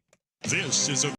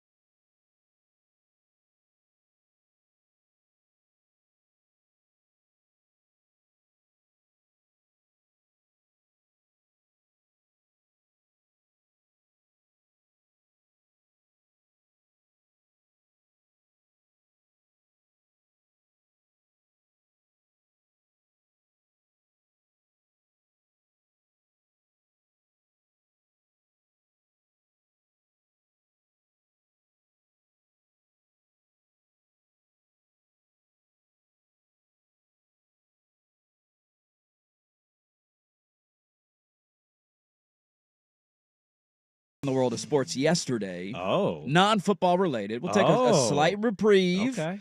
And then coming up at the top of the hour, we'll get to Tony Petiti. We will do a mail sack today, so get your mail sack questions in to the Vancouver Ford text line, 503-864-6326. One of our P1 saying, live action today, guys. You got to be able to audible like that kid who smacked Sprague around in NCAA football. Yeah, he Omaha. worked me. Omaha. Just absolutely demolished Calling me. hot routes on your ass. You can't prepare for that. Joining us now, though, live from Big Ten Media Day in Indianapolis is Yogi Roth, our good friend at Yogi Roth on Twitter. Yogi, first off, good morning to you. It is a little weird for me to say Yogi Roth Big Ten Network. Is it weird for Yogi Roth to be Yogi Roth Big Ten Network? Well, when I saw my credential this morning, it was interesting, but, what do you got to do, right? Adapt to the times, right? Nick Saban said it, adjust or die. So it's all good, man. I think I've got such great gratitude for the time that I spent within the Pac-12 network. Over 200 employees, myself included, were all looking for work. So my biggest thing all offseason was trying to throw down for all of them. So anybody listening, if you're looking to hire a good producer, camera operator, there's so many that have competed at such a high level, and the demise of the league was no fault of theirs. Yeah. So that I think was hard, and always probably will be hard, just being a human and having so many connections. I mean, I came in there single with no kids. I left married with 2 and friends forever. But that's why I even started, my new podcast, Why Options, so I can make sure I stay connected to all those schools on the West Coast as I'll be calling games and doing studio stuff for the Big Ten. And then being here, man, I'm just going to be real. You got to be part of one of these 2 leagues, in my opinion, right now, where the state of the game is in terms of the Big Ten and the SEC. And I like what this brand stands for. Grew up in Big Ten country in Pennsylvania. My first game was Arizona, Penn State in '99. Wow. And I'll tell you, I have a great story about that game, if you don't mind, but it was LeVar Arrington's game. Ooh. And I'll never forget the roar of the crowd. He gets injured in the second quarter, goes into the locker room. And when he comes out, if you've ever been to State College in that stadium, Beaver Stadium, the tunnel's really deep, but really high, kind of like the Coliseum in L.A. And he starts to work his way around, and part of the stadium could see his shadow, and he just had that number 11 on, no pads, and you heard this roar, and then it just went around the stadium, 100,000, and I'm 15, 16 years old, and I remember whispering to myself, you're going to play major college football. That's awesome. So, I mean, I've been around this league for my entire life. Yeah. It's sad, of course, but it's also exciting. And, man, honestly, it's equally exciting to see what the Pac-12 does with Oregon State and Washington State. I'll be really curious, and I'll be tracking it and supporting it the whole time. I'm curious, when you have to adjust from covering, the Pac-12 to diving into some of these Big Ten teams, and there's some Pac-12 teams that made that transition over. You are a father. Did you study the old school way? Did you sit down with a magazine and go online? Or did you sit down and play a video game to get to know some of these teams the way everybody else in America is? Well, in our house, we don't have video games yet because I know that is going to be a slippery slope. I've wanted to because I remember playing that game when I was in college. Jason's laughing over here because we all did the same thing. And I remember being like, whoa, 82's in, that's me. So I want to find a friend who has one. But no, I went old school. And really what I try to do is, and I hope people would say that about me, is I love to be a relational person. I really feel an element of my life is really to have thoughtful dialogue. So I've talked to every SID for the most part within this league. I've tried to connect with as many coaches and players in advance of these next 3 days. And then I'm going to be on a training camp tour. The Big Ten's been great about it. I'm going to hit, I think, 12 or 13 schools in the next 3 weeks. So it is from Oregon, UW, Oregon, to Penn State, Rutgers, Maryland, Ohio State, Indiana, Purdue. I mean, it's coast to coast. But I love it, man. If you love football, you love the stories, you love the game, you're going to fall in love with this. And I'm not trying to expect myself to know the ins and outs of this league top to bottom, 1 through 18, like I knew the Pac-12. But I'll get there, Give me a couple weeks. We're working on it. It takes time. Visiting the camps, I think, will be a great help as well, and I look forward to all that content on the Big Ten Network. I'm curious to ask you this, Yogi, because you're a unique person where you've seen the rise of Oregon and where Oregon has come from, and now obviously going to follow them in a new conference and getting to know more about the Big Ten. There seems to be this notion from people in Big Ten territory of Oregon's going to have to adjust, and there's just bigger football, and it's colder weather, and how is Oregon going to handle all of that? I'm curious what your sense is, knowing where Oregon is at and how they've gotten to this point, how you think they're poised to handle this transition. Oh, tremendously well. I mean, there is no media poll that I'm aware of. I don't think they do it here in the Big Ten. I know there are polls and preseason picks, but if I had to choose a team, I would pick today the Ducks to win the league because I know that they have a quarterback. I really don't know what Ohio State's going to do. They're going to go with Julian Sand, the true freshman. They're going to go with the transfer from Kansas State. Just not sure there. But I think that matchup that everybody has circled, I think it's October 12th, is just going to be an epic one in Eugene. But they have all the firepower necessary to take a run. Will they go undefeated? It's hard. I don't know. I mean, their schedule's brutal. Very few teams have ever gone undefeated. One team in the history of the Pac-12 went undefeated. It was UW last year. You got to catch a bunch of breaks, and we know how the season is now in terms of its length with the CFP. But I think teams are going to – I don't want to say they're going to have to adjust to Oregon, but they're just a different beast in terms of the offensive tempo, the athleticism, I think the physicality. I mean, they're not coming in there just trying to fit in. I think they'll come in and they'll force teams to have to adjust a little bit to them, especially with what they're going to be doing on offense. I'm most intrigued to watch this second-year class of edge rushers that they have, led by Mateo Uyunglele and company. I think they have 9 guys their second year as edge rushers on the defensive front. It's going to be a huge part of what this team can do, and the physicality later on in the season when they go to Wisconsin, even when they have UW late in the season in their final game at home. That's just going to be unique to watch that instead of their rival Oregon State. So it won't be an easy run for them by any stretch, but I think they're prepared for it. Big fan of Dan Lanning. I think with Nick Saban and Jim Harbaugh departing college football, there's a lot of space in terms of who's the face of it. Kirby Smart, of course, you can't argue what they've done, but I think Dan Lanning's about to be one of the bigger, if not biggest, figures in all of college football. Yogi, you had a sit-down. You mentioned Oregon having a quarterback. You did a sit-down with Dylan Gabriel, and there's some really good stuff in there. I'm curious, what was your takeaway from talking and meeting Dylan Gabriel and where he's at just in his life, the experience he's bringing to Eugene? They just had an experienced quarterback turn his career around. Dylan's coming in, I think, with a little more cachet given what he did at Oklahoma versus what Bo had done at Auburn. What was your takeaway of Dylan Gabriel, now the Heisman favorite and the offensive player of the year preseason in the Big Ten? What would your takeaway of sitting down and talking and meeting Dylan Gabriel? It was phenomenal. He's got unique traits to him. Okay, as a passer, obviously. As a competitor, obviously. Just go to the OU Texas game and just watch the final drive of that ball game. He's got a lot of those things. Of course, he could play at this level. The thing that stood out to me the most were the intangibles. I call it the it factor. So how do you define the it factor? Because it's overused and often undefined. It factor to me is when you walk into a room, people feel your presence, and you make them better. I saw him do that with 20 high school quarterbacks and 4 other college counselors in a span of about 15 minutes. He rolled in there, didn't have a massive ego, didn't try to take up a ton of space, just naturally did. Dramatically welcoming, thoughtful. At the Elite 11, we didn't film this, but I moderated a conversation between the 4 college guys and Pete Carroll. Coach Carroll, who was kind of a guest coach for us there because obviously he's out, came down. He's always supported Elite 11. And to sit at that round table in this little room adjacent to this high school field in Southern California was fascinating to watch him ask questions of Pete Carroll. Coach give him his questions back. And then you start learning more and watching Dylan operate and just say to myself, God, his teammates are going to fall in love with him. And knowing his only goal when he arrived was to really compete, to build relationships and connections within the roster that Dan Lanning has created. So I'm a huge fan. I think he's an absolute stud. He's a warrior. He's going to be perfect for this system. I think his edge is probably mirrors a little bit of what Dan Lanning's edge is, too. I think it's going to be an awesome fit for this team. They're loaded in a bunch of areas. I think he will be dealing all year long. I'm going to call his first game of the season against Idaho on Big Ten Network, so can't wait to get out there to Eugene for camp, and then, of course, call the first game. Man, story time with Yogi is just off the charts today. This is awesome. Let's go. We need to do this more often. Well, the other one I got for Yogi, because I know you probably got a million of these lined up today. I'm just, we're talking about Oregon and their ability to maybe step in year one and be a player in the Big Ten. 2 other teams on the West Coast that are making that move. I know there's 3 others, but UCLA may be in a bit of a rebuild. I'm curious where you think USC is at through an offseason of change again with a defensive coordinator, a commitment to defense, and then Washington, who lost so much but hired a coach who did a great job building Arizona. I'm curious where you're at on both of them and how they transition into the Big Ten in year one. Yeah, how interesting is it that both teams that played in the title game last year returned 4 and 3 starters respectively, I believe, in Michigan and UW. It's just nuts. I think there's an underlying sentiment that I'll talk about today on the Big Ten Network, which is the veteran teams are going to be the ones that I think find themselves surviving in December into the championship game in January.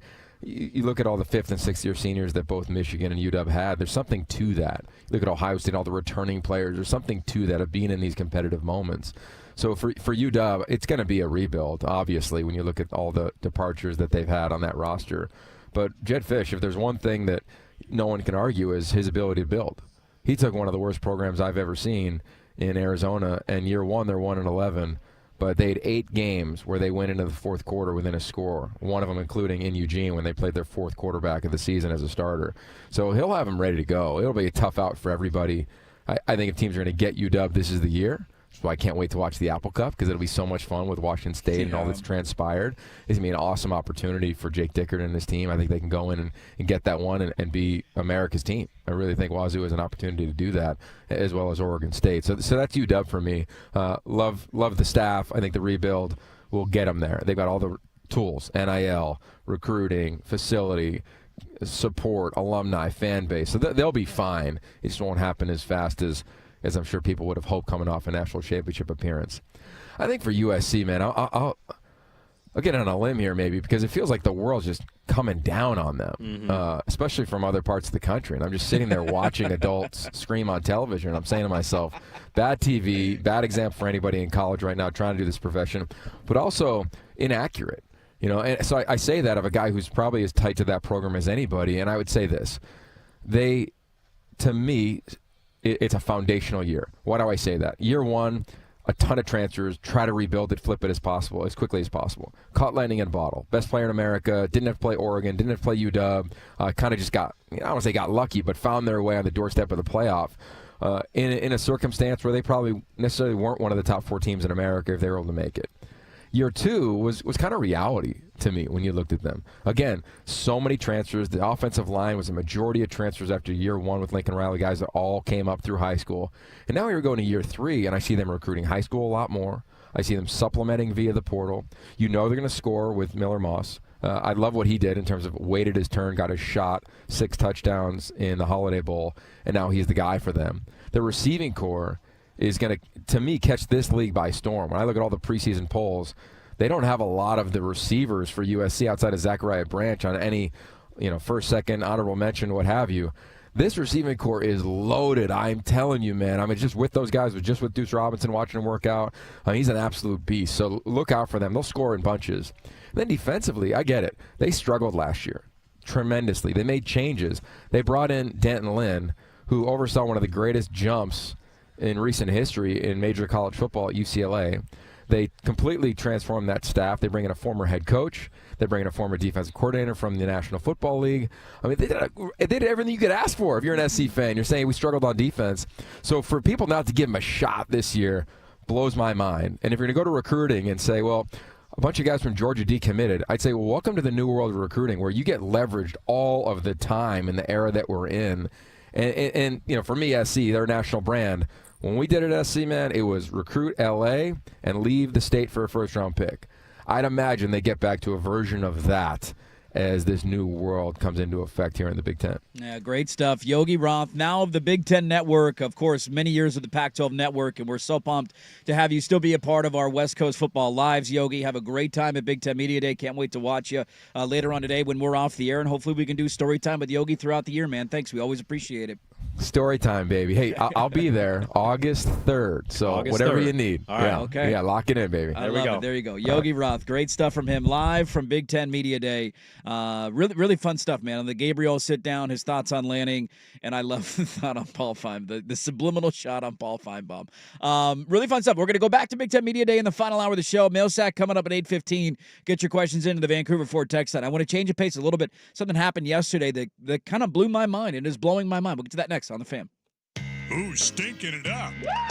Do not go in there. It's time for Who's Stinking It Up, a sports lowlight that's ripped from the headlines. We couldn't do diddly poo. Brought to you by Three Mountains Home Services.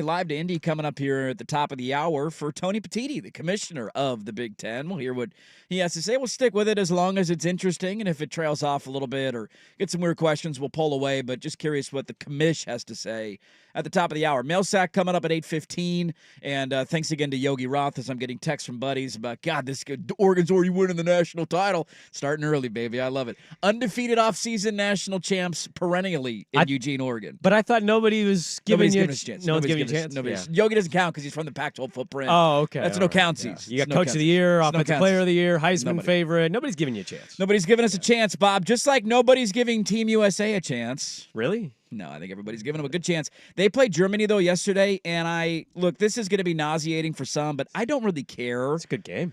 It was a good game. They have now played back-to-back good games. Now, I don't know if that's a good thing, but they've played entertaining games against South Sudan and Germany. It blows my mind, and we've done this segment probably 27 times. Okay. The guy that they're leaning on and the best player late in games He's 40? is a 40-year-old. Yeah. Who has played in how many Olympics now? Yeah, I think this is his fourth. Fourth Olympics. Right? He did the 04, they 04, bronzed. 8. He was a part of the Redeem team. He was in it at 12. 16. He was in it at 16. He didn't go to 21. Didn't do the COVID year. And so, yeah, this would be his fifth. Fifth Olympics. Wow. And he could have 4 golds and a bronze. Who is bailing them out late in games when they need it? He did it against South Sudan this weekend. He did it again yesterday against Germany. Look, it blow like MJ could never. He is 40 years old. Well, did you see Skip Bayless's tweet of God. Prime Jordan would have covered the 15-point spread? And it was like, how would 40-year-old Jordan have done in this I saw one? 40-year-old Jordan play. He played for the Wizards. We don't need to do the go stuff. That's jokingly, we're not doing it. We all know where most people How is reside this in that. possible? Well, I think Steph made a good point in the postgame. They just haven't played a clean game yet. Well, no, I get that. I understand USA getting out of the stumbling blocks a little bit, but like if I would have told you at the start of the Olympics, hey, you're going to play a couple of tight games and these friendly matchups, the guy that's going to bail you out, would you have been surprised? We just saw him he had a remarkable year this year at his age. I shouldn't say surprised, but like Steph Curry's still at the peak of his powers. He struggled last couple games. Anthony Edwards has said, you got to fit around me. I'm not fitting around you. And he had a bad turnover late in that game, and he's had some I'm figuring some Olympic stuff out. It's different. Embiid's won an MVP. Yeah. Jason Tatum is supposed to be, he's the face of the league. I thought the dude just won a title. He's non-existent for Team USA. I think it speaks to, it's corny, it's cliche. I think it speaks to greatness. I think the other part is, I also came to this conclusion. It was awesome. It's a fun game. Germany's got some really good players. I wasn't shocked that came down to the wire, and they had to come back after a third quarter deficit. What I find funny is the South Sudan game and Germany. There is a portion and pocket of people that exist in our country that have American flags in their profile, and they'll tell you they're the most patriotic bros in America, waiting and hoping that LeBron's Team USA team loses so they can jump on Twitter and talk about it. I want to make fun of the Americans. And those are the most patriotic bros in America. And I'm sitting here like hoping and praying. Like, I think South Sudan's a good story. I wouldn't have been all that bothered. It's a friendly. Who gives a crap? It doesn't matter, yeah. But it's just funny. Like, I was watching that game and I go, if he doesn't bail them out, we know the people jumping on Twitter to point out how LeBron sucks and he's not a GOAT and Jordan would have never, and those people have American flags in their Twitter profiles. It's remarkable. There's nothing else to say. It's remarkable. And without him, who knows where this team is. I think a lot of these players can step up and play substantially better, and they're going to need to win gold. But yeah, man, I'm watching yesterday. I'm like doing show prep, and I'm watching. Here I'm like, he is again. Oh my God! Like 3-pointer, saving the day, defensive play, rebounds, drive to hoop, like just over and over and over again. He did it again. Wild stuff. Basketball coverage on the Fan is presented by T-Mobile. Switch to T-Mobile, and you can get tons of benefits and still save on every plan versus AT&T and Verizon. Use their savings calculator to find out how much at T-Mobile.com/switch. We got a lot to get to in the final hour. Mail sack coming up 8:15. I got some NFL notes to get to. We'll see who else we get from Big Ten Media Day. We'll hear from the commissioner of the Big Ten, Tony Petiti. It is a loaded final hour. Don't go anywhere. Dirt and Sprague on 1080 The Fan.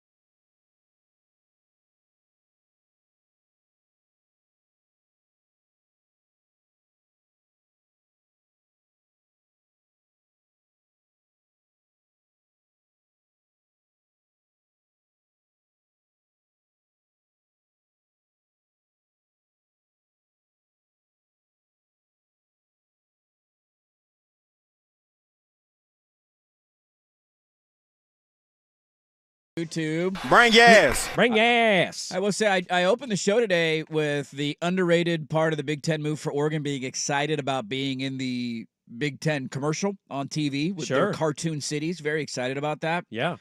The other underrated aspect of it is what just played into your ears, and that is the CBS music. The Big Ten's got CBS, or CBS has the Big Ten now, and Oregon will eventually play games on CBS, and they're keeping that music. I hear you, but let me kind of push back a little bit. Are you going SEC's music? It's not our music?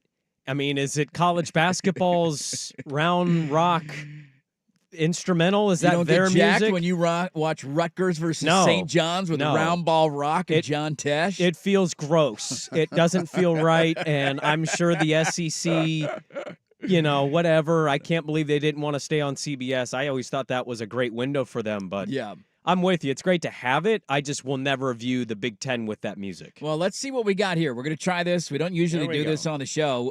Tony Petiti is the commissioner of the Big Ten. He just stepped up to the podium, and we'll just take a little bit of this. Millsack coming up in a bit. Here's Tony Petiti, the commissioner.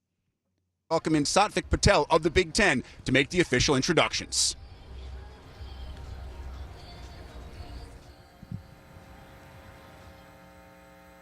He's coming up right now. Our TV was a little ahead. Here comes Good morning, Tony. And welcome to Lucas Oil Stadium for the 2024 Big Ten Football Media Days, presented by Old National Bank.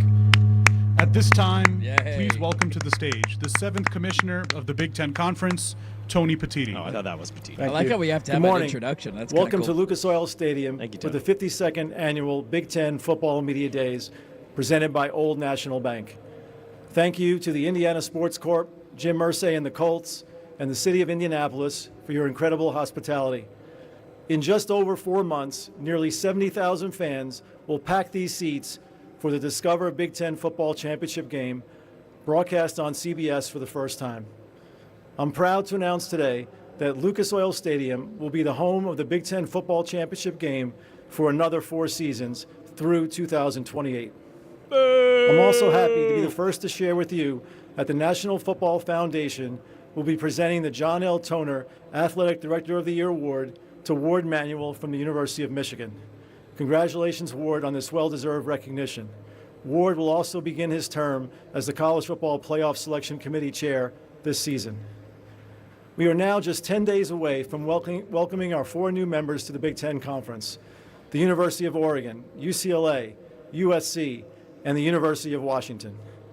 Before we look ahead, let's look back at a remarkable year from our more than 10,000 student athletes across 28 sports. Last year was an incredible year in women's sports, in large part because of what happened in the Big Ten. It began in August with Volleyball Day in Nebraska, where more than 92,000 fans, the largest crowd to ever gather for a women's sporting event, packed Memorial Stadium. That was cool. That was cool. Then in October, a women's college basketball attendance record was shattered when more than 55,000 Iowa fans filled Kinnick Stadium. Just 2 weeks later, Wisconsin and Minnesota met in the most viewed volleyball match in television history, only to see that number topped by Nebraska and Texas in December's NCAA championship. That match was played in front of the largest indoor crowd in college volleyball history. Iowa set records for the most watched women's basketball game ever on 7 different networks during the season. Their Elite Eight, Final Four, and national championship games each set new records for the most watched event in the sport's history. And the final against South Carolina was the most watched basketball game, men's or women's, college or pro, since 2019. You really can't tell the story of last year in sports without acknowledging the woman who now plays right here in Indianapolis. Caitlin Clark led the Hawkeyes to a title at a sold-out Big Ten women's basketball tournament and was a National Player of the Year in women's college basketball. In volleyball, Sarah Franklin from Wisconsin was named AVCA Player of the Year, and Izzy Skane from Northwestern earned her 2nd straight Player of the Year honor in college lacrosse. On the men's side, Purdue's Zach Edey gave the Big Ten a sweep of college basketball's Player of the Year awards. And Aaron Brooks is not only a 4-time national champion Pac-12 and U.S. Olympian. Somebody said he this was is like the 8th Mystery straight Science Big Theater. Ten wrestler. Well, I was like, I thought we were going to get right to the football, while and he's leading out. Penn He's just State like, to the NCAA last year. championship. And I'm like, these In are all, cool Big Ten achievements for teams sure. and student but- athletes won 20 individual national championships and 5 team titles during the year, Still not the conference including champions, Michigan's though. college football playoff Certainly not. championship. Not the conference champions. In the classroom, the All right, let's, conference's I think 14 that's schools enough. total. Can you just tell us when you hear Tell him him when he gets mentioning to football. I thought we were Because gonna I get thought, football there. yeah, I this is a thought- football media day, and We're like gonna I get football. again, Hey, I'm out here trying to learn about volleyball. What's No, wrong I mean, with like, you it- nerds? Never gonna do remarkable football achievements, there, but No, I'm really all excited. cool things, you know. I'm really excited about what Nebraska volleyball's got going on. I mean, they did sell out their football stadium for a volleyball match game. That was cool. yeah, but you're leading your football media day with the Olympic sports. It's like, are you the Pac-12 now? What are we I think doing? it's the reminder of this is the only college sport that anybody pays attention to, and so when So you here get is this what we did. spotlight, Okay. here are all All of right. our other things that we did successfully over the last year. Okay. Can we also discuss deciding to stay at Lucas Oil Stadium for your conference? 4 years. Man, what are we doing here? They must be paying a pretty penny. What are we doing here? But Is he- also, Swag says it's a beautiful venue, and it sucks to fly to Indy. But I've actually Yeah. heard it's a really good hosting city. Go to Vegas, man. Vegas makes more sense. It's a better city. Everybody would rather go to Vegas than Indy.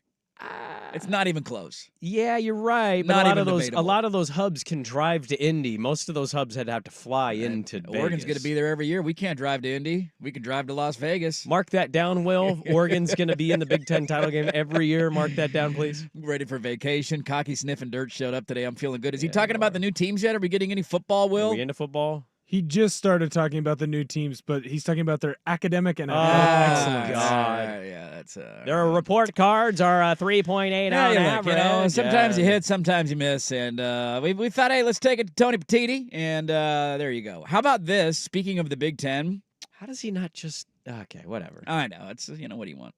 I want football. Speaking of the Big Ten, are we interested and do we care about the new documentary that will be coming out about how Michigan stole their national championship last year? The Connor Stallions thing is coming out. There's a Connor Stallions documentary that's called Sign Stealer. What am I going to learn in this? He's in it. It's Yeah. it's his story of what happened. Now, is he going to tell? I don't know what you're going to get. You but think guy that showed up at Rose Bowl, by the way, that they tried to conceal was at Rose Bowl, but was at Rose Bowl? You He think was he's there. going to flip on his love for Michigan? Probably not. Okay. They have their whole Untold series that they do of documentaries, and this is they have three of them coming out. One of them is on Steve McNair and his tragic death, which I think we just hit an anniversary of, like 20 years ago. Yeah, or that something like happened that. in July. I remember I was at the mall in It was Salem, and I was crazy, like, what? Steve McNair's dead. That was wild. I can't remember what the third one is, but I know one of them is also on Connor Stallions. Still one of the funnier things to me that guy was caught on the sideline of another team and nothing happened. And the other team didn't even look into it. They were like, we'll investigate it. And everybody's like, okay. And then nothing came. He was in Central Michigan gear Yes. on their sideline Yep. with cameras on his sunglasses filming the Michigan State sideline. And we just kind of were like, whatever, a random coach showed up and Well- decided to go on the Central Michigan sideline. It happens all the time. I mixed up earlier Will Johnson with Howard. Will Johnson is the All-American cornerback that might win Defensive Player of the Year. Michigan very well could have been the best team in college football. I mean, they won a Many national would still title. say that they are. Yeah. I'm still thinking it's weird that we just allowed them to participate after being caught cheating. Yeah, I mean, we think about how... And I grew up loving Michigan. I love Charles Woodson. I was a Yeah. big, I love the Wolverine helmet. I always root for Michigan in the Ohio State game. I also saw schools get nailed for cheating. And have that kind of cheating, it's one we bought this kid's parents a house. Oh, Right. we made a fake academic institution. Your normal kind of cheating that happens Yeah. everywhere. Is he doing football we now? got football from the Petiti. Michigan being allowed to participate, just in general, I thought was a really weird look for them, given their coach missed games for, cheating. All right, let's dive in some more Mystery Science Theater, see if this is good. 70,000 people in attendance, including 20 that exceeded 100,000. Michigan's win over Ohio State was the most watched regular season college football game since 2011 and the fourth most watched since 1993. That's kind of wild. And Michigan's Rose Bowl victory was a top 10 cable telecast of all time, in front of the game's biggest Of all crowd time? since 1998. This season will be our first with a full slate of games on 3 broadcast networks, along with cable and direct-to-consumer options, providing fans with the ability to watch Big Ten football in multiple ways. Last season, 44 of the 50 most watched college football games were on over-the-air broadcast networks. This year, Big Ten teams will appear on broadcast networks more than 60 times, the most in college football. Fans will watch Big Ten football on Fox on Friday nights and Saturday at noon, on CBS at 3:30, and on NBC at 7:30, in addition to an array of games airing exclusively on the Big Ten Network, FS1, I think we should wait for the and Q&A. Peacock. Yeah. Our there a new Q&A? lineup has more I have premier no clue, matchups buddy. week to week than ever before. don't know. Because this is just Ohio like State at Oregon. It's good Penn stuff. State at Everything's USC. great, man. we're on television. Washington and Iowa. CBS. And that's just All on right, that's October good. 12th. Thanks, Will. That was worth a shot. Will, can you We're just worth a keep an shot. eye if they start throwing questions at him? Because I think that is when you get some interesting stuff, like versus this scripted out Big Ten boring stuff. We're great. Yeah. Everything's awesome. We have eyeballs. Yeah, to your larger point that we were talking about before Tony rudely interrupted us, it is funny how we handle different teams that cheat. And maybe the sentiment is out there in college football, just we don't see it as much because we're not in that pocket. I don't know. But, like, ask baseball fans to this day, how do you feel about the Houston Astros? Oh, yeah. And what do you get a visceral reaction? Probably still outside of Yankees, Red Sox, the most hated team in baseball. Yeah. Right? Ask a Mariner fan how they feel about. How do you feel about the Houston Astros, Will? I despise them and all their stupid fans. Yep. And Jose Altuve, who's stupid and short. And they even went on to win a World Series after the cheating thing broke and most of the players were already gone from their roster, and we still hate it. Like, it wasn't never enough to back up what they did, and I understand that feeling. I feel like the same sentiment hasn't been there for Michigan when they had coaches openly filming other sidelines, and they were hiring guys to go to stadiums across the country to film games. They were at games all over the place when they thought they were going to go to the college football playoff 2 years ago, and who are they going to play? And it's wild how that doesn't really stuck. So to the Connor Stallions documentary, I am excited to watch it, but to your point, probably not going to get a ton from it. I hope we do, because I don't know what that guy's doing now, but we get to see Connor Stallions for the first time. It comes out on August 27th. Okay, well, it looks like he is doing a Q&A now. We checking back in, or are we okay? I think we're okay. I think we're okay. You don't want to do it? I think we're all right. All I think we're all right. But we're 0 for 2 with Tony Petiti so far. Let's not make it 0 for 3. Hey, would you buy Clyde Drexler's gold medal from the Dream Team? How much? $250K. No. He's selling it. $250K. Yeah, he's auctioning. Is he struggling financially? I don't know if that's what that means. Oh, okay. Maybe he's raising money for something. Seems like a piece of memorabilia you wouldn't want to hold on to. Got to be honest. It looks like something that you'd find like buried. It doesn't look like something that was preserved. Okay. It's very rusted. Wasn't in a case. He didn't keep it in good form. Looks like he threw it in a fire and then he like tried to change his mind about it, you know? And he was like, hey, let me get this out. Yeah, that's why he's selling it now. Yeah. Let's get to the mail sack. If you got any Big Ten questions, we'll answer those. We already have some coming in. Anything you want to know? 503-864-6326. Mail sack time. That is next on 1080 The Fan.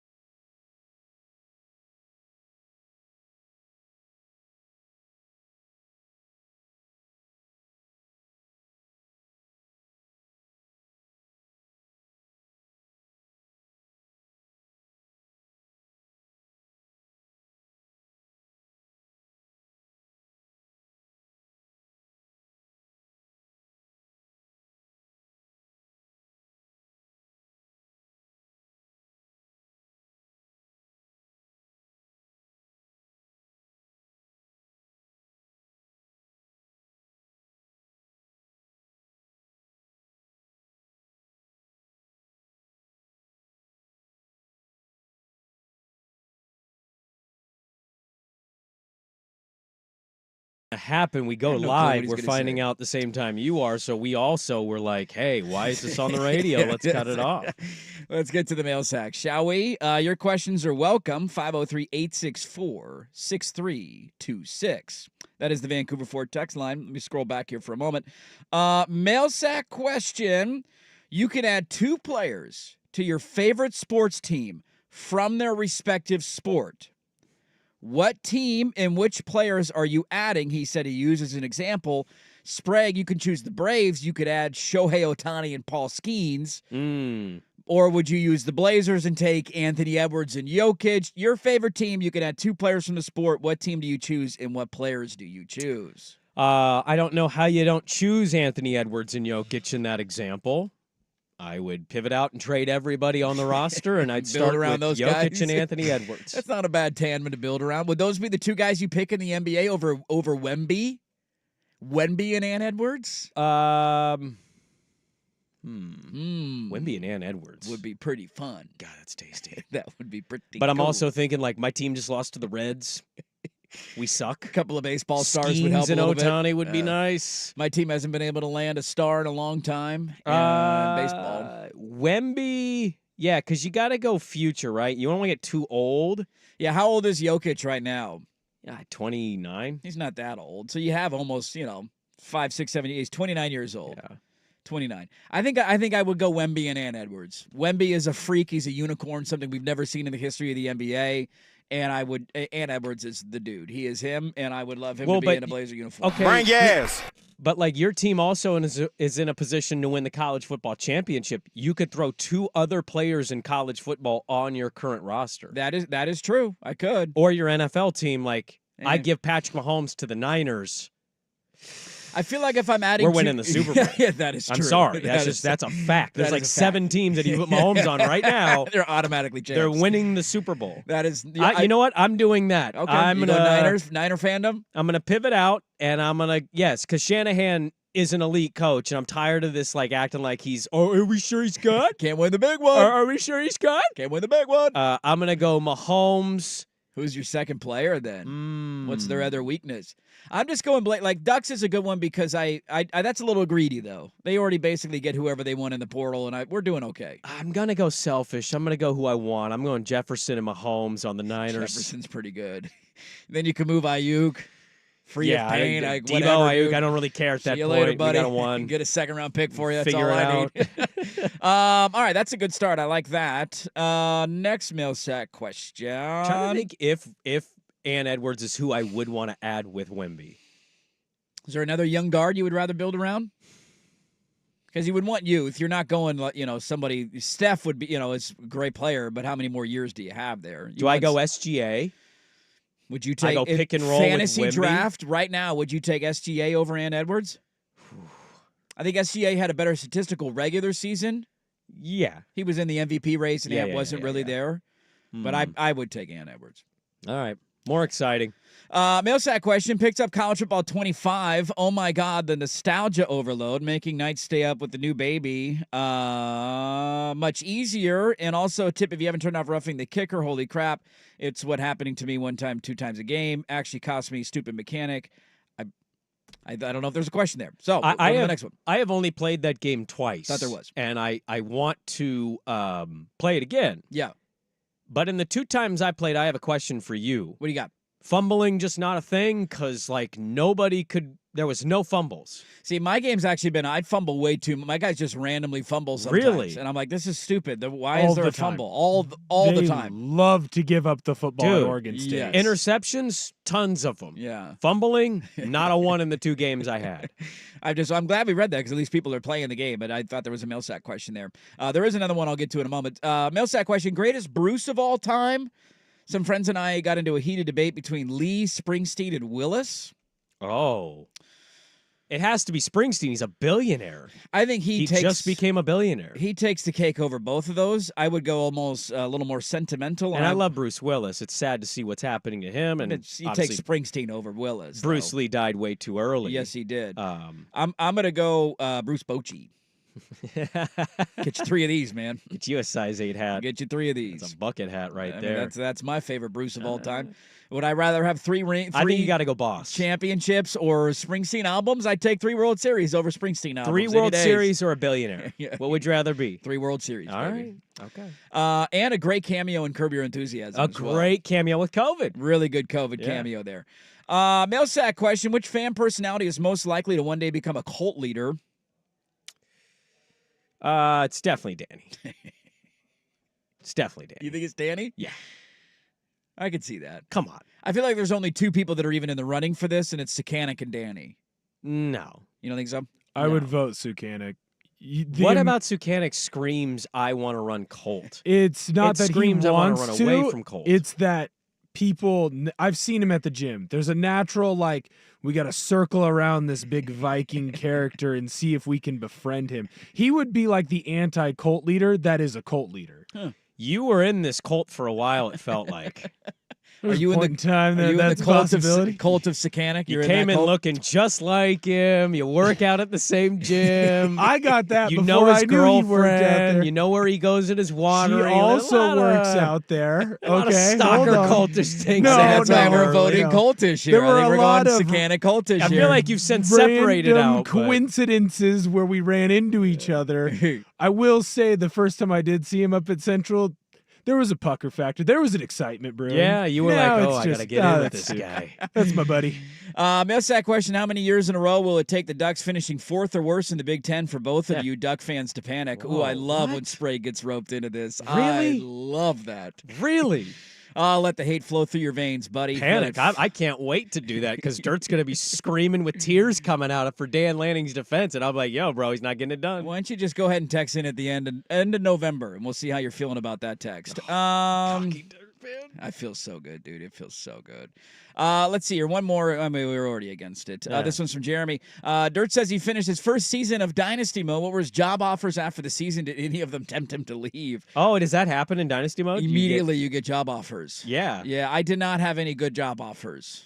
Georgia Tech went 7-5 in year 1. There weren't a lot of big 7-5 is respectable. I was don't know. getting OC job offers, Yeah, not head okay. coach All job right. offers. But after year 2, Are you going to leave? Nah, I'm sticking it out for a while. I got to get Georgia Tech to the point where they're competing. Stick it out for a while is absolutely code for if I go 10-2 and Bama opens up, I'm sorry, I gotta go. If Georgia opens up, I gotta go. I just got it. Johnny Ludwig's been talking crap around the office. He doesn't think Georgia Tech's going to get there. And I'm telling him, man, people are fired up in the ATL right now. Are they? Crowds are packing the stands, 2-0 start. Georgia Tech right now in year 2, ranked number 11 in the country in non-conference. Early season, a big 24-22 win over Kansas State yesterday. So things are looking up in the ATL. There is the mail sack. Let's get to a couple of NFL notes. We'll let you know if anything else comes out of Big Ten Media Day. One quarterback not showing up. What do we make of it? What should the contract be? Aaron Rodgers speaks some NFL stuff. Next, first year is Will Ortner with a SportsCenter update.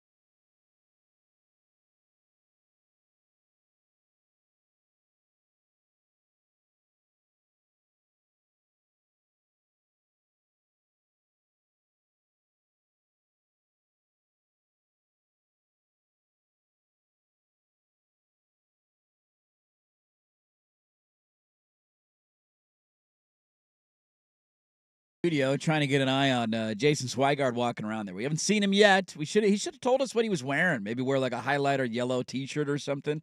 Stick out like a sore thumb. But Bielema's up there now as Big Ten Media Day rolls on. The USA Today has released their 2024 NFL record projections.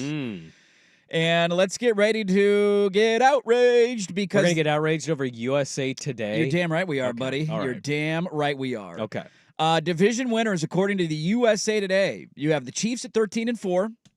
Yeah, I did on Back to the Futures on Sunday. We did over-unders of like 5 teams, and theirs is 10.5. And I said I will always bet the over with Mahomes at quarterback. Seems like maybe famous last words. Seems like a pretty easy bet. But 10-7, you could see it with the way their offense played, but I think I the guess. defense is going to be a lead, and they may have gotten a huge weapon in Xavier Worthy. He looks awesome in training camp so and far. Kadarius Toney now playing running back because he can't catch. That is true. Your number 2 seed in the AFC playoffs is the New York Jets at 12-5.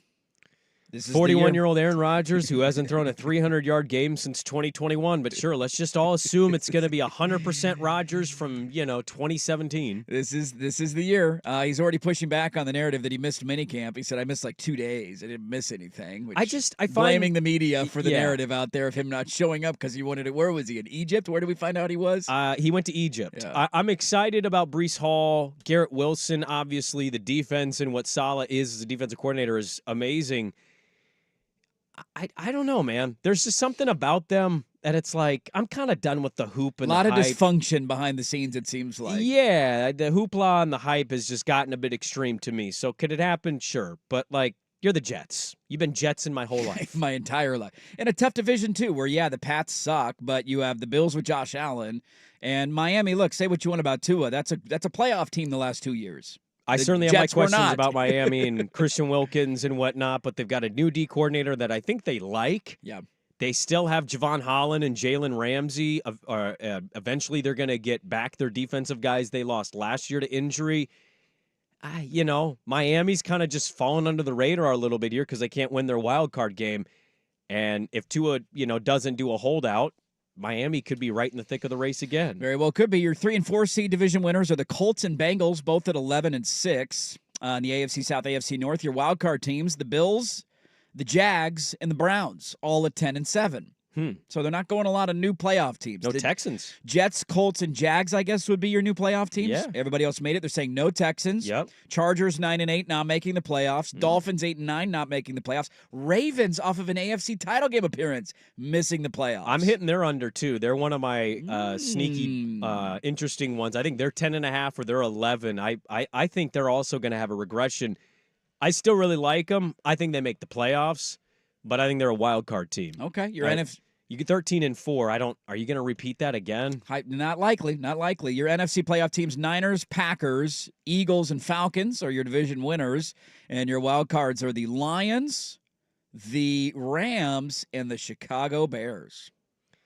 And they got the Packers and Jets playing in the Super Bowl. I'm weary and of the my Jets Niners. winning the Super Bowl. I'm very weary of my Niners. You were this way last year, too. Yeah, I you know. were weary. You're I always know. weary. But you have a deep playoff run like that. It's just They've done it every year for like 6 straight years. they've had some really good runs, no doubt. I still think they can make the playoffs, but I really like the Rams this year. Okay, yeah. If Stafford stays healthy, man, they were a great team last year. They damn near beat the Lions in the wild card round of the playoffs.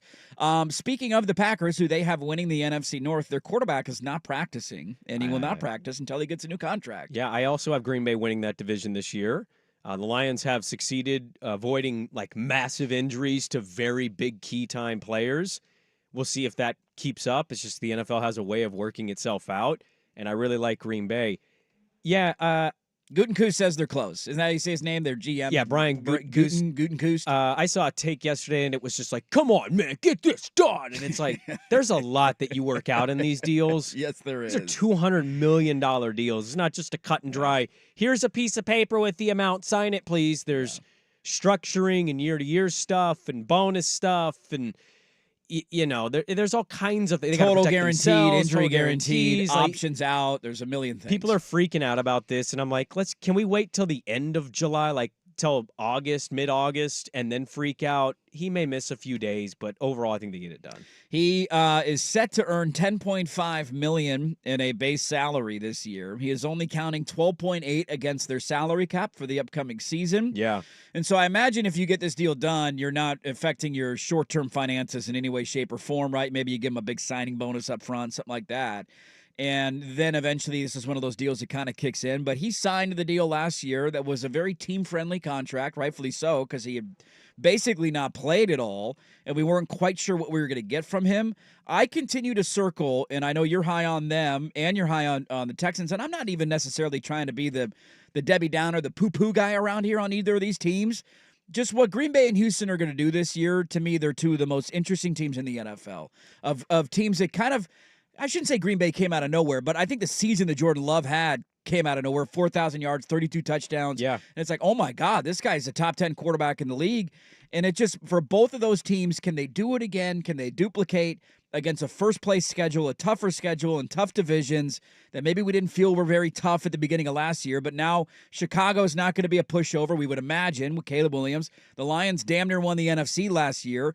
I think the Vikings are going to be an underrated team in that division with Sam Darnold starting this year. No. Laugh at me all you want. They damn near made the playoffs with who at quarterback? It was Josh Dobbs. Josh Dobbs showed up with like 4 days heads up, and he won 2 games. They were pushing for a wild card spot in the NFC North. You cannot tell me that Josh Dobbs is better than Sam Darnold. I think they're going to hover around 500 with him at quarterback. So both of those divisions are challenging, and both of those teams, the Green Bay at least, the Packers at least, first will be like, hey, here's $50 million, sign you up long term. It's always a little risky when you only have 1 year to go off of.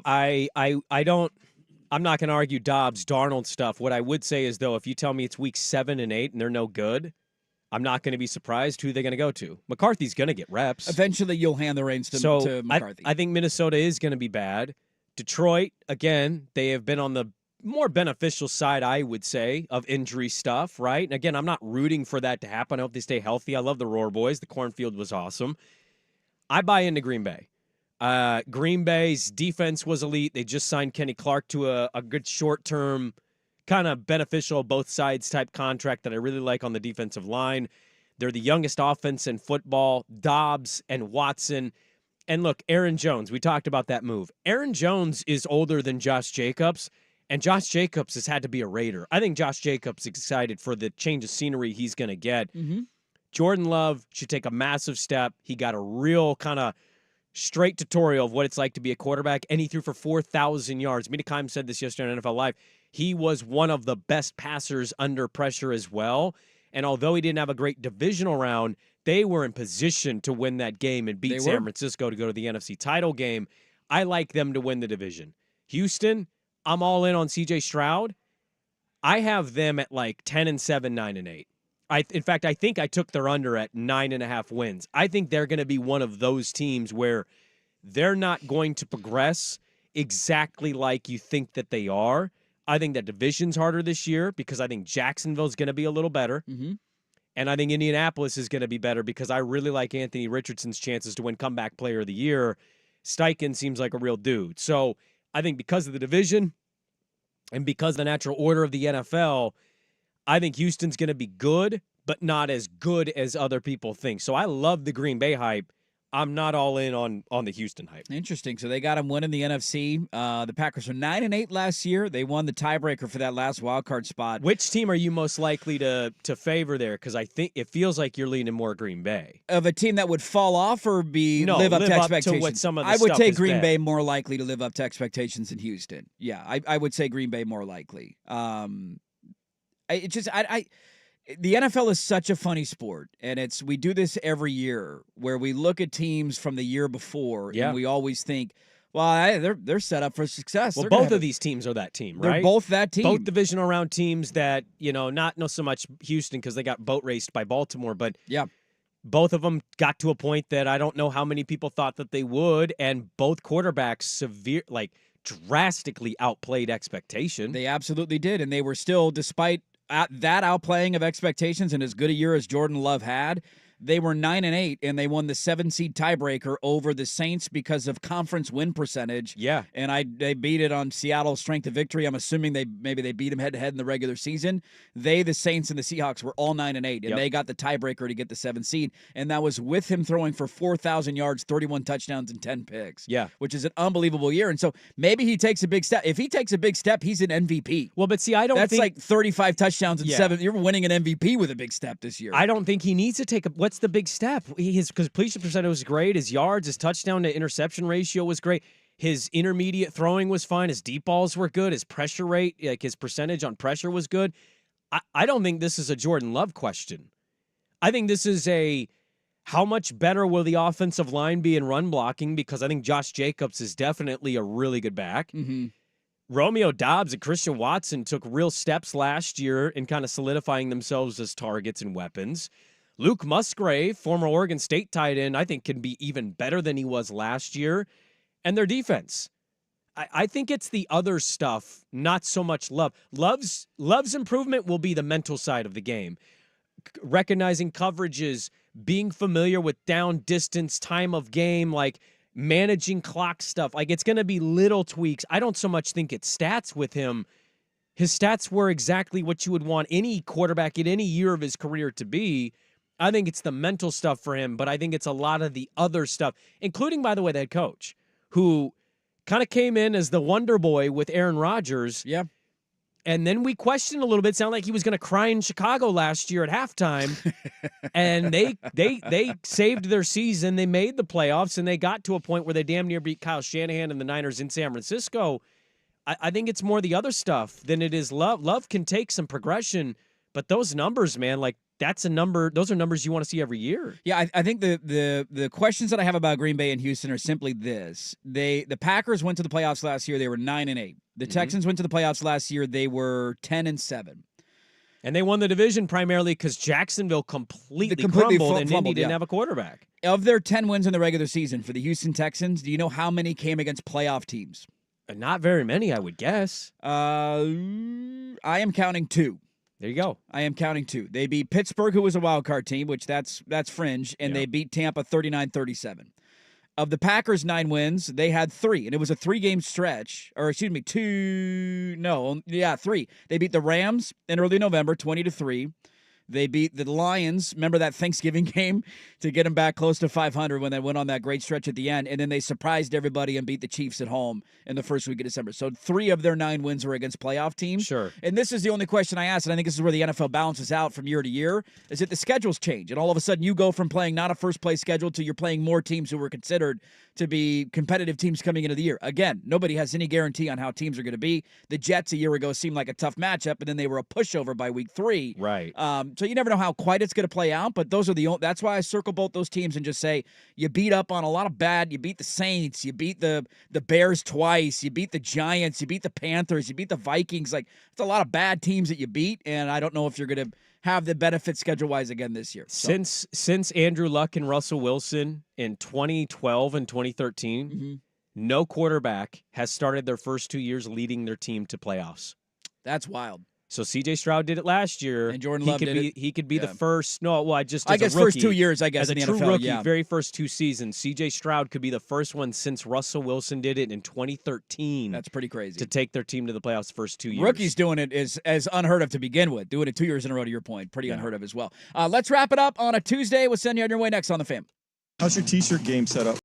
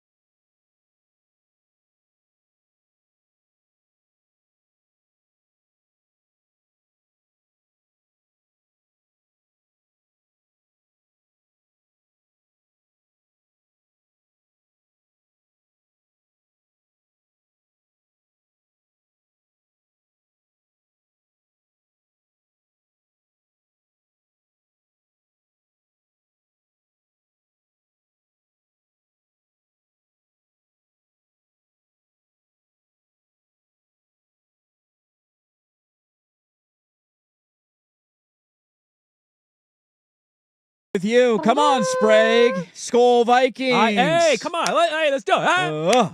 Hating on my boy Sammy Darnold. Should I put another MVP ticket in on Sammy Darnold this year? I would love for you to do it. I like the Vikings. I've always rooted for the Vikings. I still want to go to a game because I visited Indianapolis. It was a beautiful city, a beautiful venue they have, but great stadium.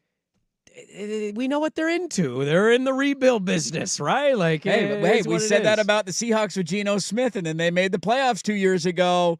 We said that about the Lions with Jared Goff. They damn near won a Super Bowl. I have no interest in watching Sam Darnold play football. I know what he is.